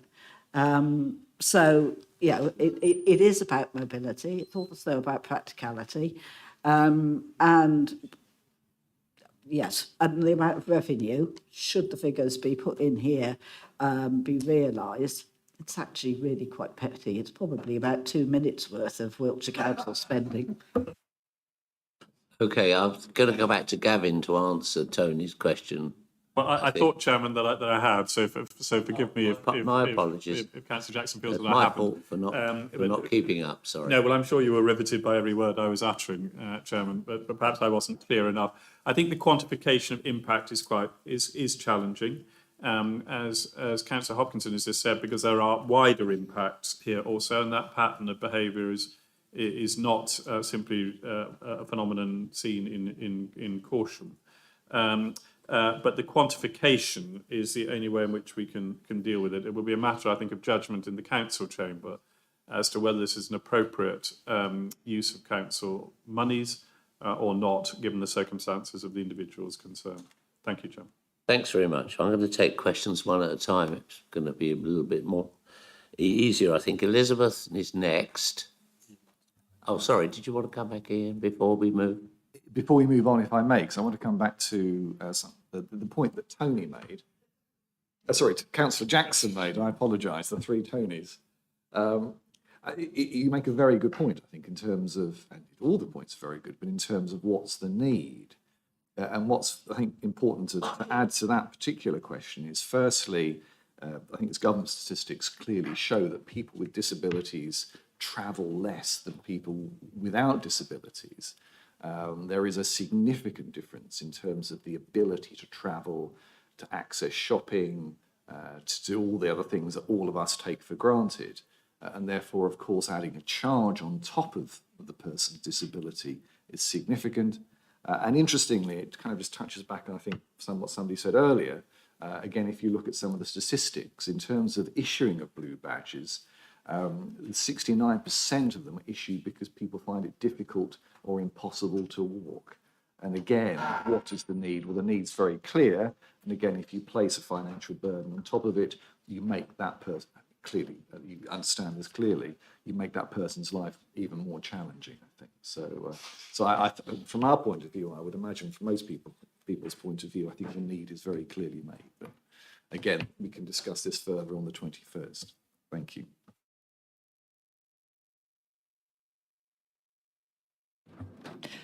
Yes, my point was rather covered by Councillor Jackson. It was really that if this was a means-tested benefit, blue badges, it would be a much more coherent argument to make. Just judging by the cars that are parked in some of the disabled parking spaces, it's hard to see that. But on the other hand, what I do accept is that because the car parks were put in and the machines were put in before this happened, that they tend to be a little way away. And that, of course, is being addressed by work on the car parking machines, but it may take some time. But I think probably personally, I think probably the 1 hour extra free parking is the way to address this in a more sensible way. And it brings us into line with our neighbouring counties. Thank you, Ruth. Pip. Thank you, Elizabeth. Oh, No, Ruth left, so no. she was next, Pip. Thank you. I too have a problem with, and would agree with Councillor Jackson in a way. This is a bit like Richie Rogers says with the rents. It's a bit iniquitous because there are many people non-disabled who are poor or low-paid jobs or on benefits who can't get the free parking, as opposed to those who are disabled, a lot of my friends amongst them, who are quite capable of paying for the parking. Also, the other point by Councillor Trotman, of course, in Warminster, if you pay in the parking machine, you get it back because the town council pays for it. So the whole thing is, it doesn't balance out very well, and that's not me being objecting to disabled parking or anything, but it is very unequal. I think, Chairman, if I may, one of the difficulties with this procedure is that we tend to start to move into the debate of the merits or otherwise of the amendment, which clearly is not our purpose today and is our purpose on the 21st. But I would gently say to my very illustrious chair of the Financial Planning Task Group, as I'm sure she was, I was taught two wrongs do not make a right. And therefore, if there are others who are in difficulties over meeting the car parking charges being levied by Wiltshire Council, that doesn't make it appropriate to have others similarly struggling to suffer alongside them. But that's, again, perhaps a rather more rhetorical and debating point, Chairman, than it is an answer as to the probity or otherwise of this particular amendment. I'll leave it there. And thank you, Gavin, because we were starting to stray into more debate about whether we personally like the idea or not, rather than the purpose of the meeting, which is to look at the scrutinising the impacts and risks. John, did you have a comment, please? Yes, I did, and it was in a different direction. You would be delighted to hear, Chair. But it does build on a comment that Ruth made earlier on, and it triggered in my mind memories of much of the debate that took place last year, both across the county and within communities. And certainly in Melksham, a lot of that debate was actually about the argument for free parking for blue badge users was more about where the parking machines were and the fact that in our main car parks you've got to walk in the wrong direction for some considerable distance. Yes, you've got to be working up here, not down here, and then walk back again past yourself. So my question is, when considering the basis of the motion and the concept, which I think we can all fully agree with, of trying to make it as easy as possible for people to be able to use our facilities, was consideration given to increased investment to speed up the replacement of parking meters and the relocation of parking meters within our car parks, as opposed to the sort of one size fits all, just don't bother with the charges approach that this motion as it stands delivers. Because surely by making it possible for everybody to be able to reasonably partake, then you do create a more level playing field that everybody is working on. And I do recognise the fact that actually there were two very loud voices, I remember, from this debate last year. And I wasn't in the meeting, I was unwell at the time, but I remember within Melksham the debate that took place. And there was one set of voices that were making very elegantly and very rightfully the argument of this opens up the opportunities for people to be able to come out and participate in society. And I think, that's one we've really got to listen to. But there was another argument that was being made by people which was similar, but it was saying they actually found it a little bit insulting to be told they had to have something for free for them to be able to come out. They were more than willing to contribute. They just wanted to be able to contribute effectively on that level playing field. So, has any consideration been given in that direction, particularly taking on board the recent announcement of the extended time that actually does deal with the argument of the challenges of getting in and out of vehicles, etc.? Thank you, Chairman. So I think if I may, I think there were two questions in there, which I just, so if I just frame them and then perhaps Councillor Hubbard can just clarify whether I've got the understanding correct. I think the first one was on the implications of changing the location or indeed the physical construct of our parking machines to enable better and greater access and perhaps greater provision of them. Now, and did I consider that? Did we consider that? The answer to that question is yes. And attempting to understand where the programmes of work are at, the pace of that change. I believe at the moment, but I stand to be corrected, that the programme of work is to alter the existing machines to enable them to be more accessible, particularly for wheelchair users, in order to be able to make payment. Now, technically, Chairman, as all around this table will appreciate, not least Pip, that, of course, is a capital budget. And here we're talking about the impacts on the revenue component of it. And, of course, the impacts of capital budgets or any borrowings that are levelled against them. And, again, I believe this matter would be a borrowings levelled against in the sense of it's an alteration to capital equipment. The impacts of that, of course, are a year subsequent under the MRP than they are in the given financial year. So that matter was looked at. There was some discussions around quantification of the levels of expenditure involved here and that differentiation between revenue and capital. So that was a live discussion. My view on the matter is it is better dealt with in this way than in another way. The second question, which I think Councillor Hubbard, rather linked, I think, to Councillor Threlfall and Councillor Ridout's questions, which was around those people who might feel that in some ways this was segregating them away and saying you don't have the right to contribute here because of the nature of the fact you are a blue badge holder and a disabled person. Well, of course, there is a point, which is that should somebody wish to buy their parking ticket, and should they be able to get to the parking machine and to use it in an appropriate way, there's nothing in this amendment that precludes them from so doing. And some will seek to do that. And I would draw the analogy, if I may, to the winter heating allowance for elderly people, where some take the view that I do not need to receive this funding and I wish to contribute it in a different way. And all of us applaud that particular decision by those individuals who are in that position.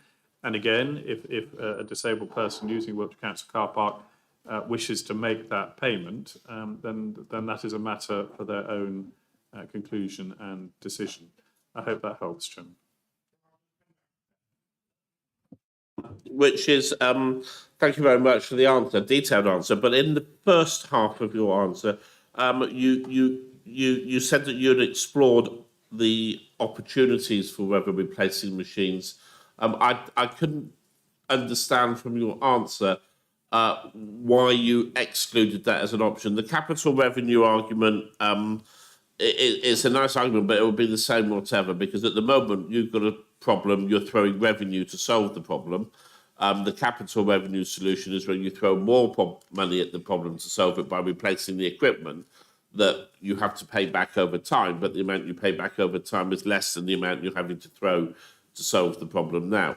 So where did you get to in terms of identifying what the cost of moving those machines would be? I mean, what was it that made you dismiss it? Was it because the capital cost of doing it was so high? And if so, what was that capital cost? Was it that the programme of works that the council had in place was just not ambitious enough to be able to deal with the challenges and you weren't able to quantify the cost of getting that right? I'm trying to understand why you say you looked at it and dismissed it, because you didn't really give an explanation to that. Well, the capital costs involved are very substantial indeed. The figure that has been provided is some £300,000 for the alteration of machines across the entire county to enable disabled people who have a disability which requires a change to the provision of the machine, particularly its height, of that order of magnitude. Now, for me, there is a simple point here. There's also, by the way, some reference, Chairman, that I've received, that even where such alterations have been made, and I don't wish to take us off on a tangential direction here, there may be some questions about whether those alterations actually meet the legal requirements of the Disability Act. So, but I don't want to take us down a path of, well, does that mean we've got to do them all over again and so on? Because for me, there was a very simple point here, that the amount of revenue stream available to the council as quantified in this particular amendment is very small. It is £40,000. The Cabinet have taken a view, which I welcome, of this discretionary hour, this free hour. I have to say gently, when that announcement was made, I'm not sure that I saw a quantification of the cost of granting that discretionary hour with the announcement, and presumably that will come. But there will be an order of magnitude, which will be smaller than this £40,000, but it will still be of an order of magnitude of several £1,000s, and perhaps of the order of £10,000, which apparently we could do like that, Chairman, whereas we wish to spend a long time, quite rightly, scrutinising this particular discussion today. So for me, there is a very simple point here, which is that there is a means of finding this funding within the council's existing budget, let alone the largesse the government have provided of a further £350,000 over and above the amount that's been allocated to secure the continuing contract with Visit Wiltshire. And I don't mean this in the ghastly pun that it sounds like, the direction of travel, I believe, to be the right one, in terms of saying to people who face other challenges in their life, not least economic ones, this is a way in which Wiltshire Council can acknowledge that. Ian, would you like to conclude on this one? I'll just conclude briefly, if I may. Well,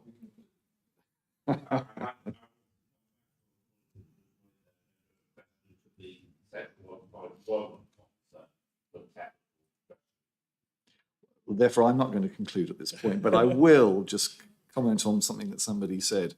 One of our colleagues said a little bit earlier, and that is, why don't we means test this particular benefit? Assuming we had the power to means test this particular benefit, my suspicion is that it would probably cost far more to means test it than the budget we're referring to. And of course, the fundamental problem with means testing is, of course, it puts people off that often need it the most. So I want to touch on that point that was raised a little bit earlier, but I'm sure we'll come back and sum up at the appropriate moment. Thank you. If I could bring John in first, because we're on the theme, and then you come in. Okay.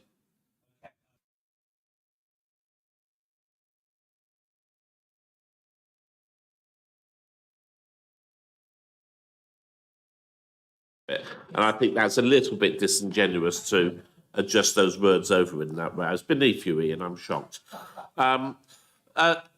Andy, in days of old, when I was putting together opposition budget amendments, I remember you used to tell me there was a rule that if I wanted to borrow money to pay for something, I had to include 10% of that amount in the budget as the revenue cost of that borrowing.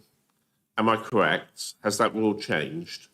No, that hasn't changed. That's the capital financing. So if you're borrowing to invest in something from a capital perspective, then you have to pay the interest on that debt, and you have to put aside what's called the minimum revenue provision. So a rule of thumb is 10% of anything that you are investing in. So just to follow that up, if I wanted to spend, say, £300,000 on making all of our payment meters across the county disabled friendly, then I would be needing to put in a revenue budget of £30,000 a year, not £40,000 to provide the parking for free. Yeah, based on your analogy Thank about you. 300,000 investment, it'd be 30,000. Yeah. Chris, do you have a question? Yeah, it's not a question of this, but it's an observation on something that Ruth said about caution. Caution, is it right to say it's got free car parking? 2 hours free, yeah, but you then said there's an increase on parking on the yellow lines. Well, they don't make sense to me. If you got 2 hours free, then you should be using the free and not the yellow lines. That's all. We're going back to the mobility thing. They can't actually get to them. So they are parking on W lines right outside the shops because it's easier. I must admit, I would take that advantage as well. Thank you for that. Okay, before I ask to conclude, I'm going to recommend that, as many of us have been here some time because we started late and we were reading, that we take a 5-minute break at this point after, and then we come in for the rest of the questions. But I do have a request. It seems to me, listening to the debate and listening to what's been said, that we don't know how many people are actually using these car parks who have blue badges. So I would assume that if I was a blue badge holder and I had a serious issue with this, I would be complaining in some way, shape or form. So if we have any record of complaints made, and I don't mean people jumping on a bandwagon, I mean individual complaints of people saying, I was really put out because I couldn't do this, could we include it, please, in our report that goes to full council, if we have that information, please? Okay. Did you want to, have you anything else to say on this one before we break for 5 minutes? I thought, Chairman, that sentence was going to say before you pass your verdict. No. Because that's what's normally said. I don't think so, Chairman. I think we've had a very thorough examination of this particular amendment, and I'm perfectly content to leave it there. Okay, we'll close the meeting for 5 minutes, and thank you.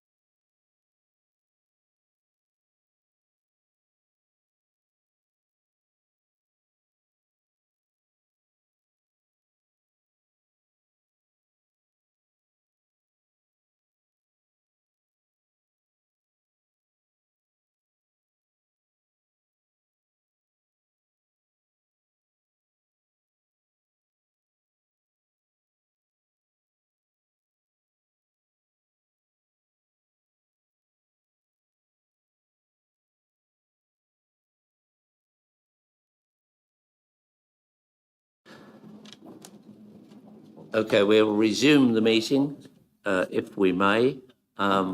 Just to note that councillor Trigg was also left off the minutes of the last meeting. And so was Elizabeth, so, I do apologise, Chairman, I don't quite know what's happened there, but we can add councillor Wallace, Trigg and Threlfall. we'll let you have a word with your man. No, seriously, we'll get those amended. Right. Let's move on then. We have 3 more amendments to deal with today, and let's look at the merits of the amendment rather than our personal view on them. That would be useful, I think, all round. Having said that, I think it was a very useful debate that we had, and really some good questions came through. So, councillors Thorne and Grant, we're on to council tax relief, please. Thank you very much, Chairman. So the purpose of this amendment is to expand the discretionary provision for the forgiveness of council tax.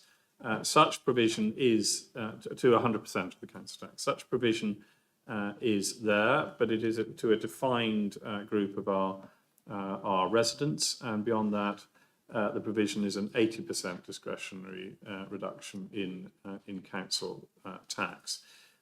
You will note the financial impacts, and this is, candidly, Chairman, this one is slightly more complicated. So if you will bear with me, please, as we go through it. That more complicated than the other amendments. By that I mean in terms of its financial construct here. What you will note is the numbers are set out in points 3 and 4 with a very helpful table on page 19 of your documents. What you will see is that there is £25 discretionary relief applicability built within the 23-24 budget proposals.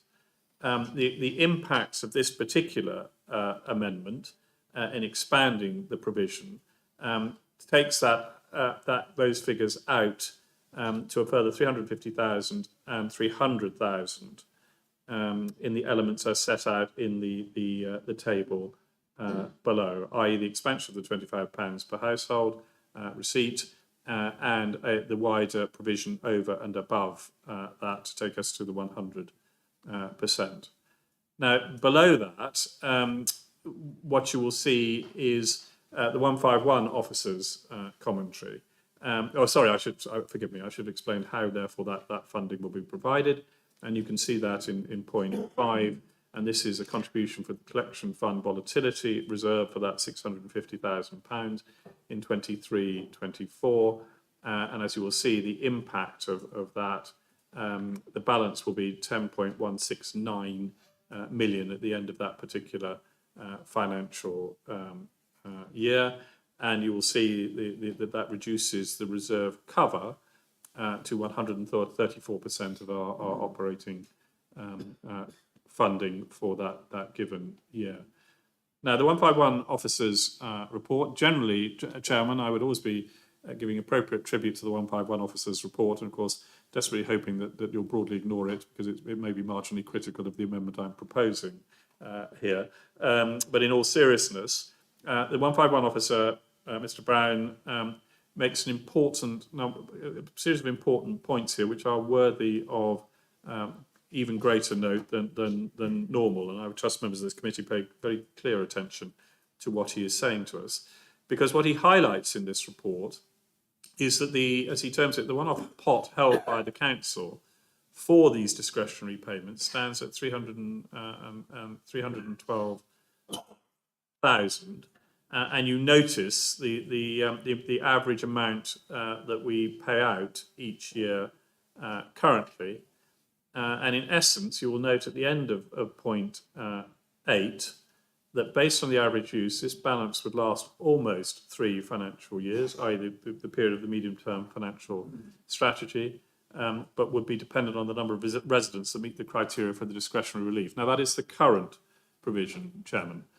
So what that would mean is at the end of the MTFS period, which is part of our budget considerations, the council would then face a choice of either having to replenish those fundings at that point, if that's what it's thought to do, or to end its ability to play any discretionary element whatsoever. I'm not talking about the additional provision that this amendment seeks to make, but to funding it going forward on the existing basis. If I can then take you to point 9 as to what does this amendment do, well, its impact is firstly to widen that provision so that those who sit outside of the current criteria established by the council, which in essence focuses on those of pensionable age and receipt purely of the state pension, and it enables that financing not only to cover that provision, but to extend the life of the discretionary scheme as a whole. And that's the point that is made in point 9 of the 151 officers' report, as the balance of the pot moves from that 312,000 as shown in point 8 to 742,000 as shown in point 9, and therefore extends the life of our discretionary scheme for a further 2 years to nearly 5 years. The point I would make, Chairman, is at that point, whoever is the administration of the council will then have, and whoever is around this table, would then have to meet that challenge, because it's at that point that the discretionary fund would be exhausted. So that's the effect of the amendment. Its impact is to enable the application to be made, and one should note, Chairman, that this is a discretionary fund. It's not an automatic entitlement. So for those individuals or households that could afford to pay their council tax but felt this might be a way of getting it paid for them, well, then the examination and provisions that we currently make would still be in place. So this is not a free-for-all for all. It is a recognition of the impacts of the council tax on families and individuals who currently do not qualify for the discretionary support, or at least do not qualify for 100% forgiveness of the council tax. It enables those individuals to be covered in that way, and it creates a greater degree of financial security for that discretionary fund going forward over a longer sustained period of time. I hope that's helpful, Chair. Yes, thank you very much, Gavin. And again, thank you for pointing us in the direction of both positive and negatives that may well work for and against your amendment. Before I go to the committee, is there anybody else from the administration or officers who wish to comment? I don't see anybody. And so any questions? Joe has a question. Yeah, just a very quick question, just to help understanding on numbers. Do we have numbers of households or individuals that are reaching out for additional support, and how that's increased over the last 12 months or so? I would have thought, again, Chairman, that's an answer which goes to our officer colleagues, as I would not be privy to such information, but they would be privy to it. Over to you, Andy. Yeah, again, don't have the information to have, but we've definitely got, obviously, numbers of residents that are in receipt of local council tax support as well. And I haven't got it in front of me, but we obviously know the £25 that is coming in from government, which you mentioned, and how many that will cover. And I think, looking at Lizzie, the calculation in the amendment has looked at the proposed £25. So therefore, we can provide that information in the minutes, just as the other questions of clarifications that have come through as well. Thank you, Andy. Gordon. Just as a supplementary to Joe's question about numbers, I wondered if we have any numbers, or indeed if they could be provided for our report here, the numbers of people who are defaulting on their council tax as a result of the credit crisis. Yeah, we can provide that. The only thing I would say to that is that we know the numbers that are going through the recovery process, whether that's at stage 1, 2, or 3, or court orders that have been issued. We may not know the reasons behind it. So just note that obviously reference about default and the cost of living crisis, but we can give you a trend of the numbers that are going through the recovery process. Yeah. Okay. Thank you very much. Any other questions? I don't see any hands up. Do you want to comment before we move on to the next one, Gavin? Yes, Chairman. And again, just to make it clear, this is a provision that applies to this financial year coming, and is therefore a recognition of the pressures people are under in this given financial year. But it does have that additional benefit or disbenefit, depending on how colleagues wish to debate this in the council chamber, of extending the discretionary fund. I think I'll leave it there, Chairman. Okay, thank you very much. In that case, we'll move on to your third amendment, which is rental charges to the citizens' advice. Thank you very much, Chairman. So I think the council there was obviously the decision taken within the budget provision in our current financial year for a reduction in the funding to Citizens Advice Wiltshire. I think all of us recognise the important role that they play. Within the current budget, there is a proposal, which is a very modest one, albeit, to charge them for the space that they occupy in our offices at Bourne Hill.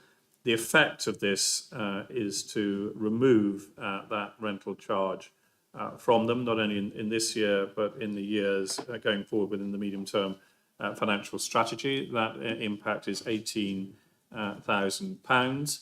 It is covered off by the alteration in the assumptions that we debated earlier in the growth of Bandy council tax provision, and sits obviously within that. And it's I don't want to go back over it, Chairman, but it's probably about 7 minutes and 19 seconds of Wiltshire Council's expenditure of that time of the year. So that's the basis of it. You see the figures set out in points 4, 5, and 6, and of course the issues that the 151 officer has raised relates again in the generality of our proposed increase, as you see set out in para 10 of the commentary overall. As quite reasonably, this needs to be seen in that context, rather than the impacts of £18,000 on the council's budget. Many of the same arguments, Chairman, that we've rehearsed in the car parking charges in terms of where this funding will come from. I think we've already gone over that ground. In terms of its impact, I'm very well aware that the Citizens Advice is under significant financial pressure. I'm conscious of a presentation they gave to Malmesbury Town Council in seeking support from the Town Council, and that was for a £500 grant. So I would just suggest to colleagues that officers of the Citizens Advice and their representatives going around town councils is a perfectly appropriate and right thing for any charitable body to be doing to raise funding, but it shows you the levels that they're going to try and secure their funding, that it was at that sort of level that they came to Malmesbury Town Council, and therefore the forgiveness of £18,000, while it may be not a fortune to us as Wiltshire Council, does make a difference to that kind of organisation. And Citizens Advice Wiltshire are reporting a huge increase in the number of people coming to them seeking guidance and advice. They are qualified to counsel people on debt arrangements and undertake that work, and that is an area of particular growth that organisation is seeing, Chairman. If I may, I'll leave it there. Thank you. And of course, we're recommending people go to the Citizens Advice Bureau, as a council, I mean. Right, anybody other than, I'm going to move, I think, probably to the committee, unless anybody has got any questions. Chris, you have a question. Just a quick one.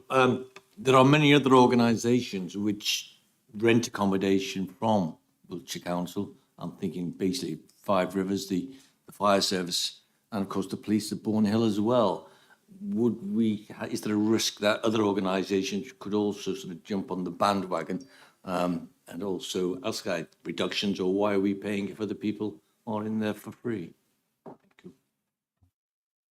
Did you want to take that as a question? Yes, by all means. I mean, this is the introduction of rental, Chairman, on a provision that we have allowed for use of those services, which I'm sure Councillor Williams is aware of. So the amendment seeks, in essence, not to introduce that particular charge. As to arrangements with other public bodies, Of course, those bodies are funded considerably by the levelling of their own precepts upon Wiltshire Council tax payers.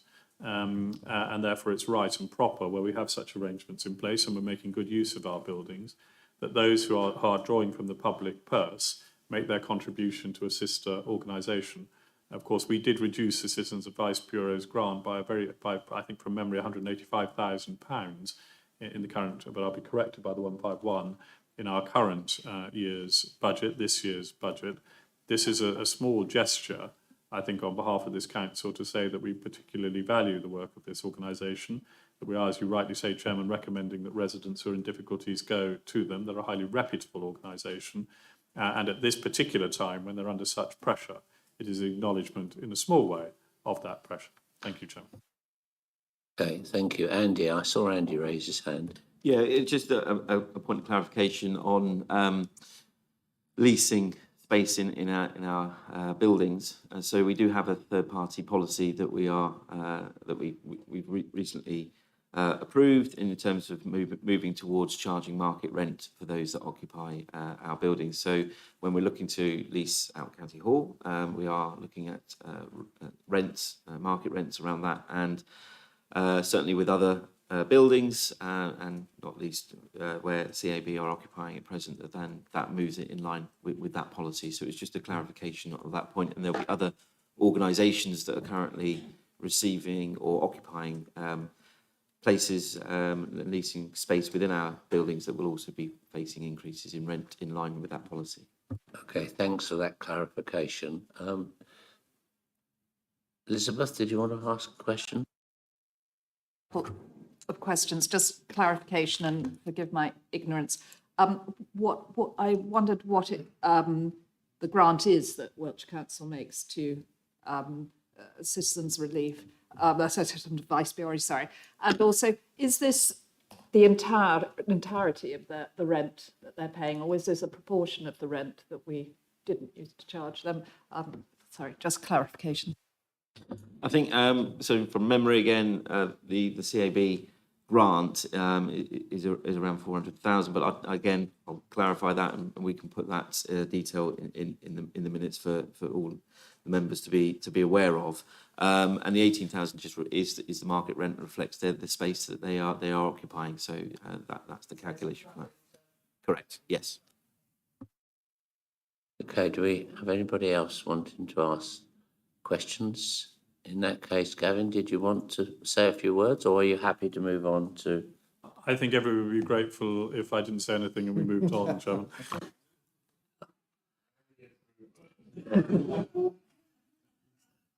Okay, in that case, we're going to move on to the fourth amendment, which is lunch and friendship clubs. Over to you, Gavin. Thank you very much, Chairman. In the spirit of Councillor Hubbart's intervention, please settle back, because this is a 78-minute presentation on this particular, no it isn't, amendment.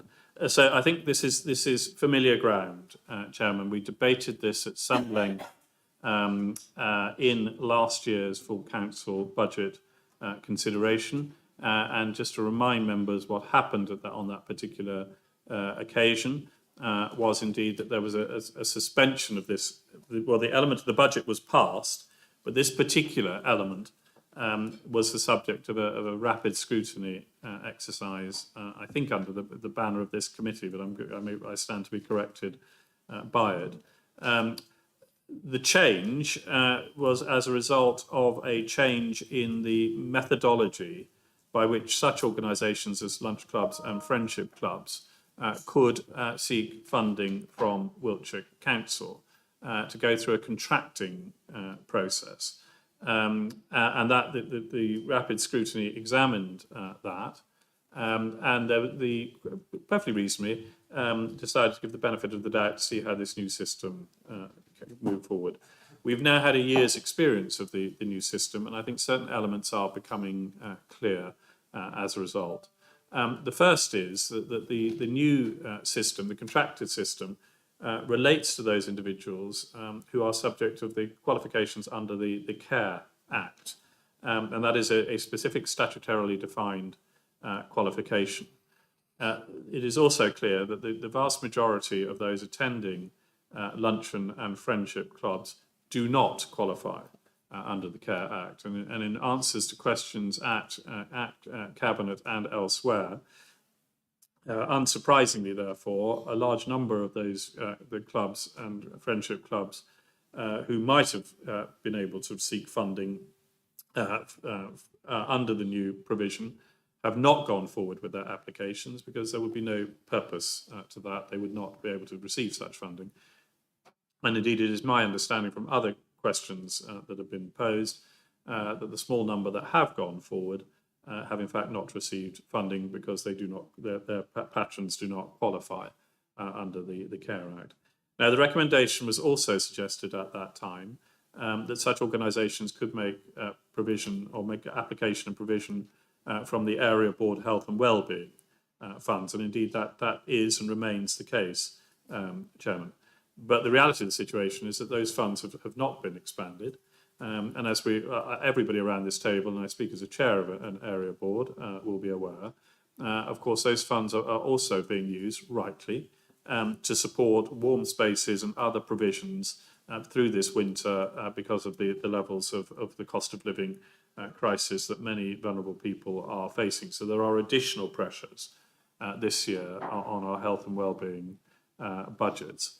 At the time of the debate, a number of points were made perfectly reasonably that this was an historic provision made by different district councils to provide the funding to those organisations, and as such, that funding was rather arbitrary as to those that received it and those that did not. This amendment doesn't seek to re-establish that system of funding. It seeks to re-establish the level of budget funding and therefore to remove the second half of the budget cut, which was set out in last year's council business and approval for the budget as set out in this year's budget, and to sustain that funding going forward.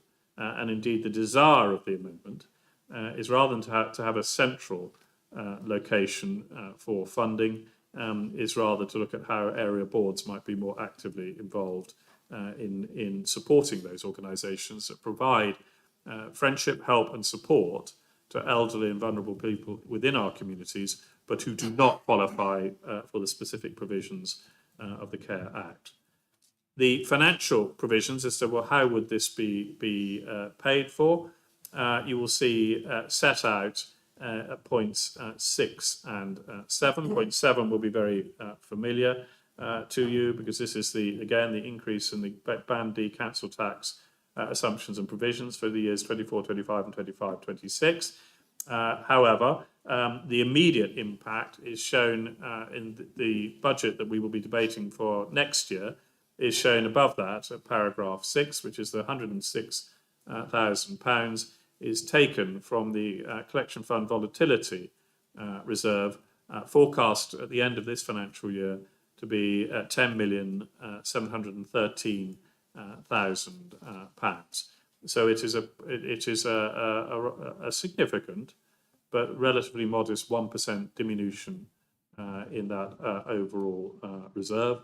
The 151 officer, quite rightly, has made his comments, which are in many ways very similar to the discussions we've held earlier about the implications of the 1.25 as against 1.2 growth in Band D, and the implications which are set out in paragraph 12 and the table there, and of course the impact on the overall level of reserving of the council of a diminution of that particular reserve by the £106,000 next year, and as I say, then the 1.25 growth in Band D for the subsequent medium-term financial strategy years that follow.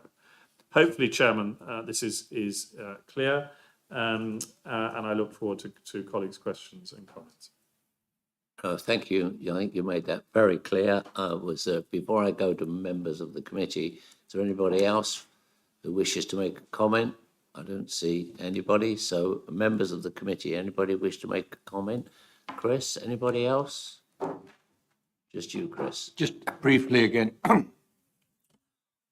putting it through area boards, have you looked at the criteria for giving the grants out for the health and well-being, and does it meet it?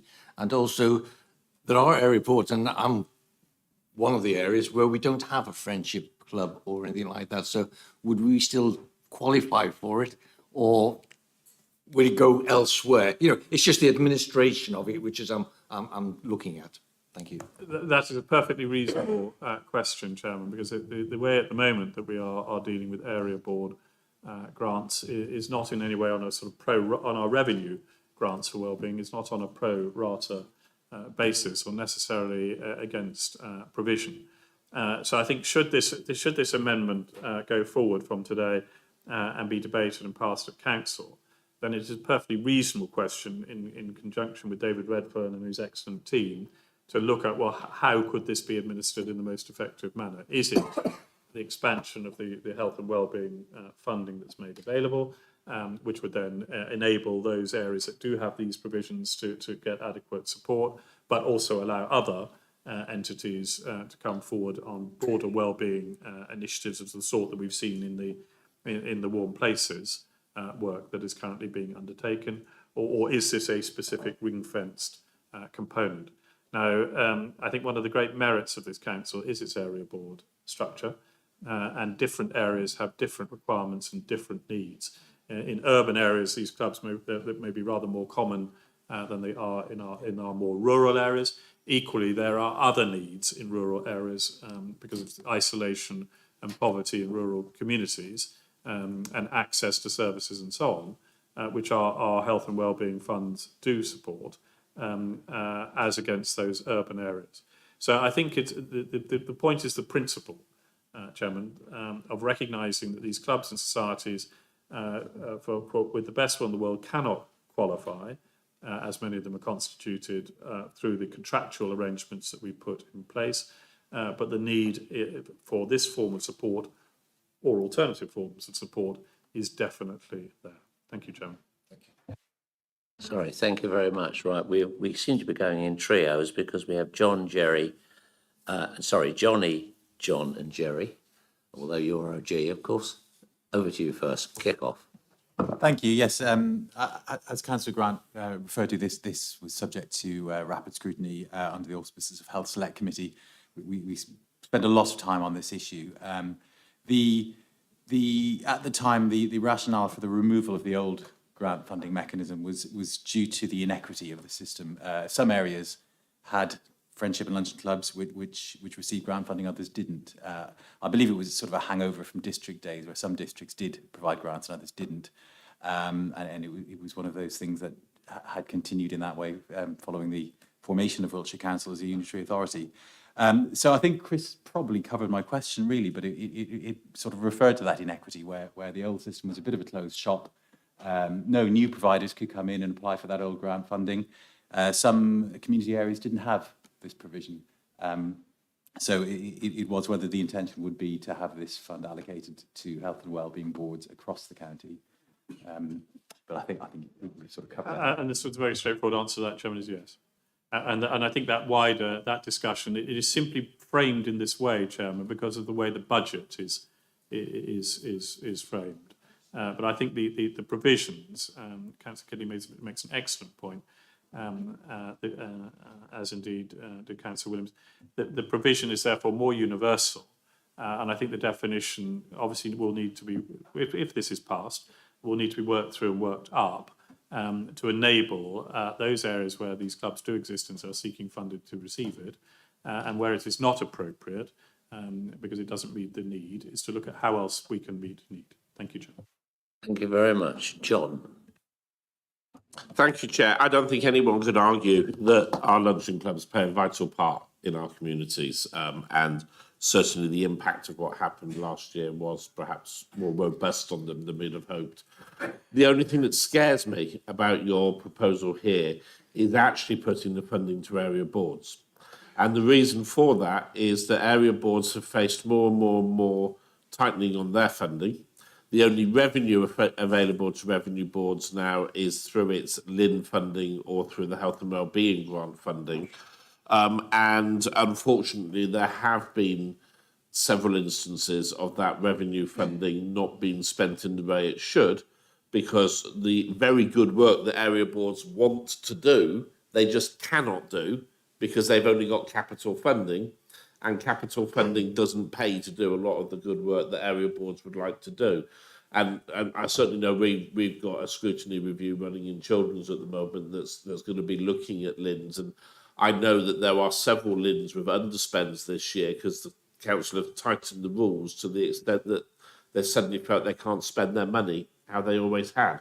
So my question to you is, if this goes through area boards, how are you actually going to make sure that this funding does the good that you want it to do, rather than actually fund pet projects of local members?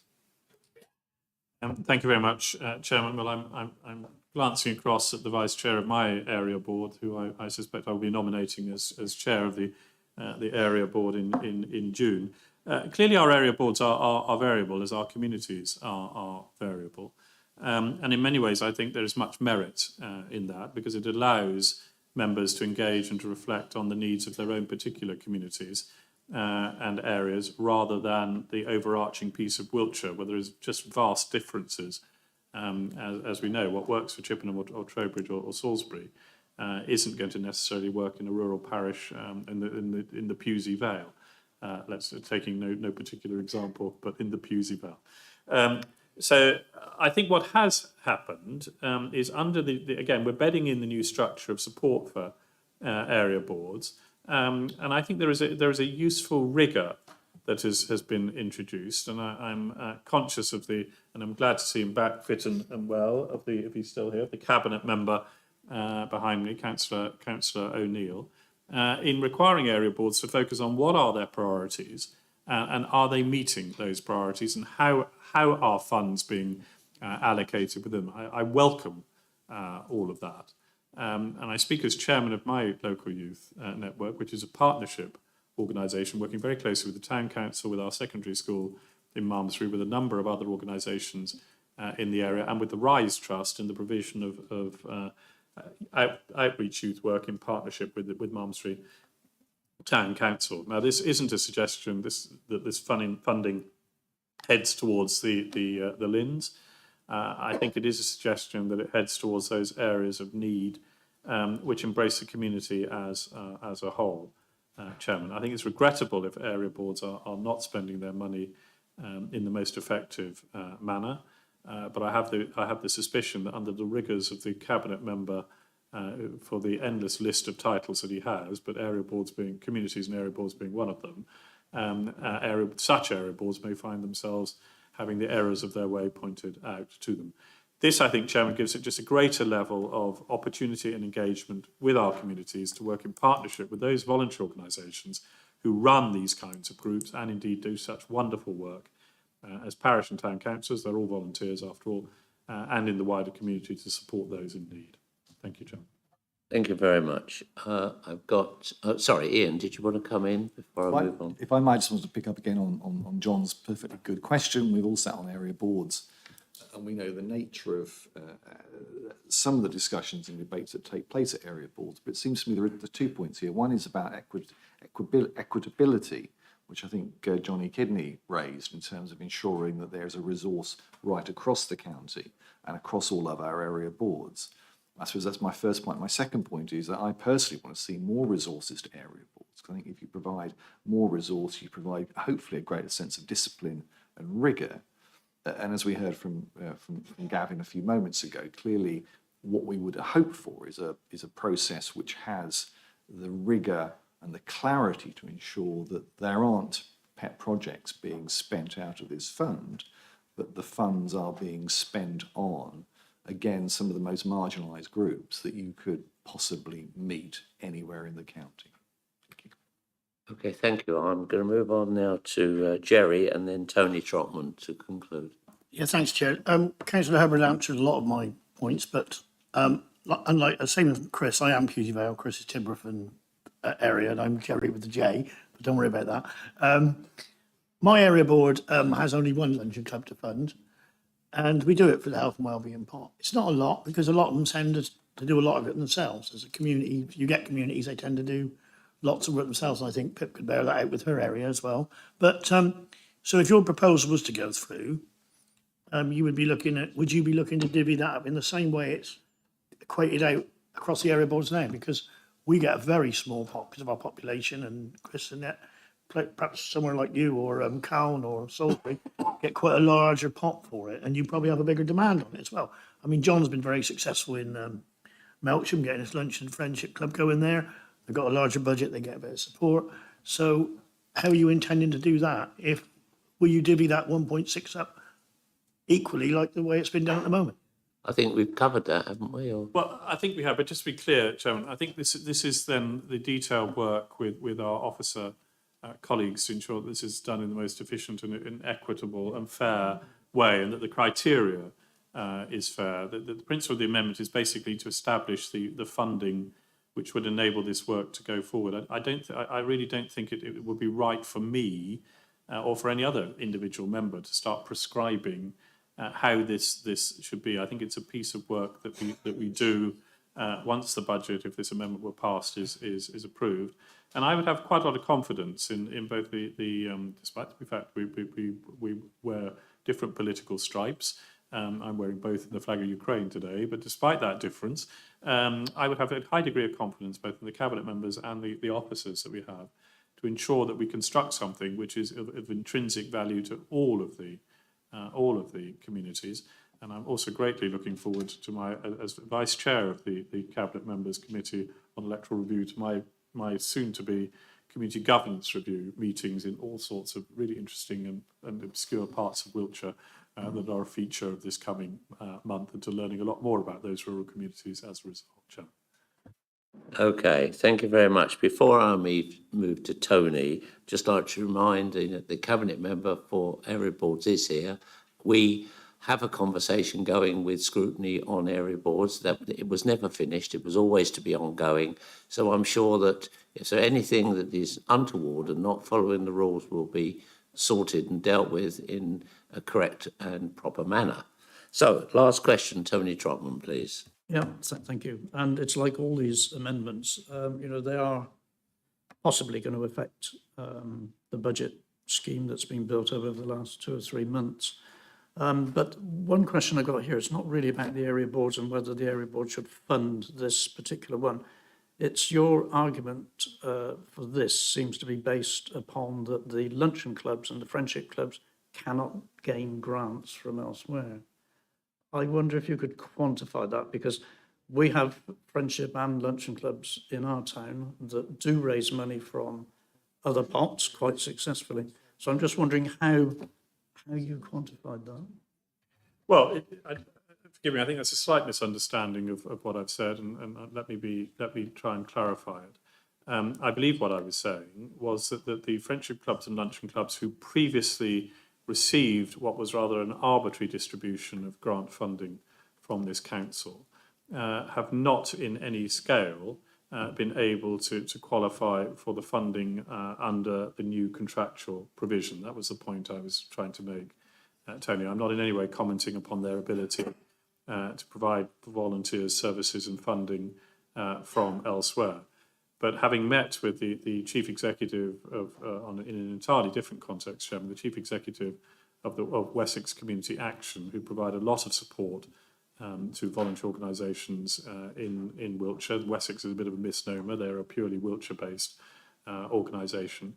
They commented upon the pressures, fundraising pressures, that large volumes of our organisations are under, particularly those that are dealing with vulnerable people who are subject to the pressures of the cost of living crisis. And I don't think that will come as any surprise to, candidly, any of us that are involved.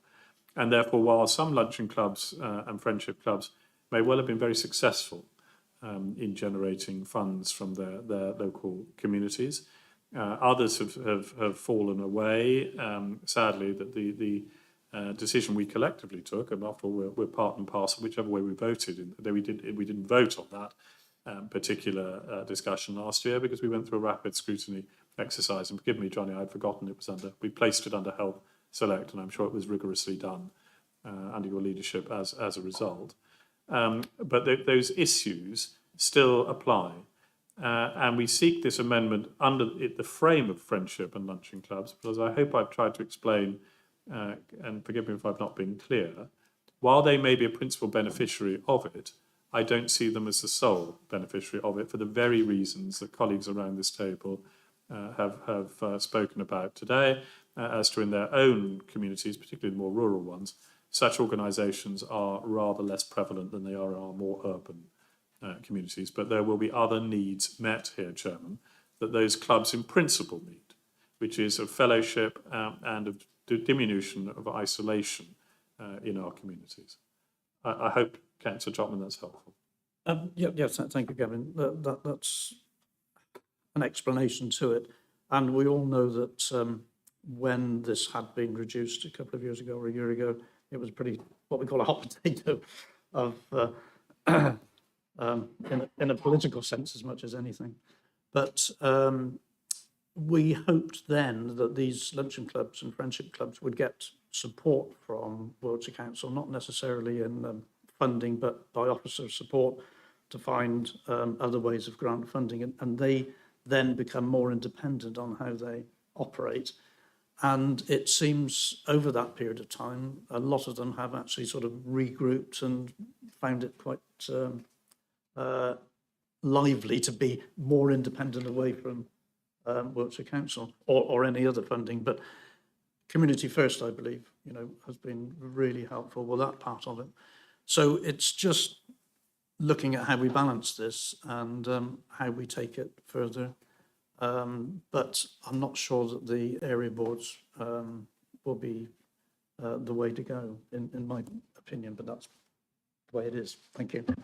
That's probably a matter for the debate in the chamber. I think so, yeah. Chairman, and I, as chair of a local charity in Malmesbury, I that does not receive funding from Wiltshire Council, I welcome charities being robust and independent and diverse in their funding streams. But equally, I am aware that funding streams are under intense pressure currently. And all organisations are reporting that across the board, irrespective of whether they're rural or wealthy communities or whether they are urban and impoverished or rural and impoverished communities. That is a simple reality of where we are. So giving area boards this degree of assistance and discretion as to how they can support the overarching provision of reducing loneliness, isolation, providing fellowship and bringing people together in a positive and constructive way. My own judgment, hence the amendment, Chairman, is that this would be a positive thing for us to do. But that's a debate, no doubt, we'll have elsewhere in this building in a few weeks' time. Thank you, Chairman. Okay, thank you very much. So I'm going to come to a resolution, but I think that, a lot of people might say, why are we doing this? Because we'll do this all again, or some of it again. But I think that today is really important. And I think we've had a lot of good questions, and a lot of questions will come with our report that go to full council. Yes, Ian, did you want to make a comment? It was just a quick one as we round up to say that I think that what we'll see, he says, predicting what will happen on the 21st is probably, from all of us, shall we say, including from me, more heat than light, bluntly. But I think what we've had today has been, in my opinion, a really good, robust, focused discussion around the issues, the concerns that people have had, the opportunities that have come out as well. So I think from speaking on behalf of myself and Gavin, and indeed the entire group, I hope, in my opinion, it's proved to be genuinely a really positive, useful and thought-provoking discussion that we'll take on to the meeting on the 21st. Thank you. Lovely. And I'd like to thank officers and administration for being here, although not much came from verbally. I'm sure a lot was taken in. So I think that from a scrutiny perspective is also positive. So I'm going to move to a resolution, which is to thank councillors Rogers, Grant and Thorne for submitting their budget proposals to the committee and to note that they have been scrutinised. 2, to ask full council to take note of the comments of the committee, which will be presented in the report, which I'm sure all councillors will read with enthusiasm before the budget meeting later in the month. Okay, all those in favour? Or seconded, and all those in favour? Thank you very much. Good meeting. Thank you all for your time and efforts. Meeting closed.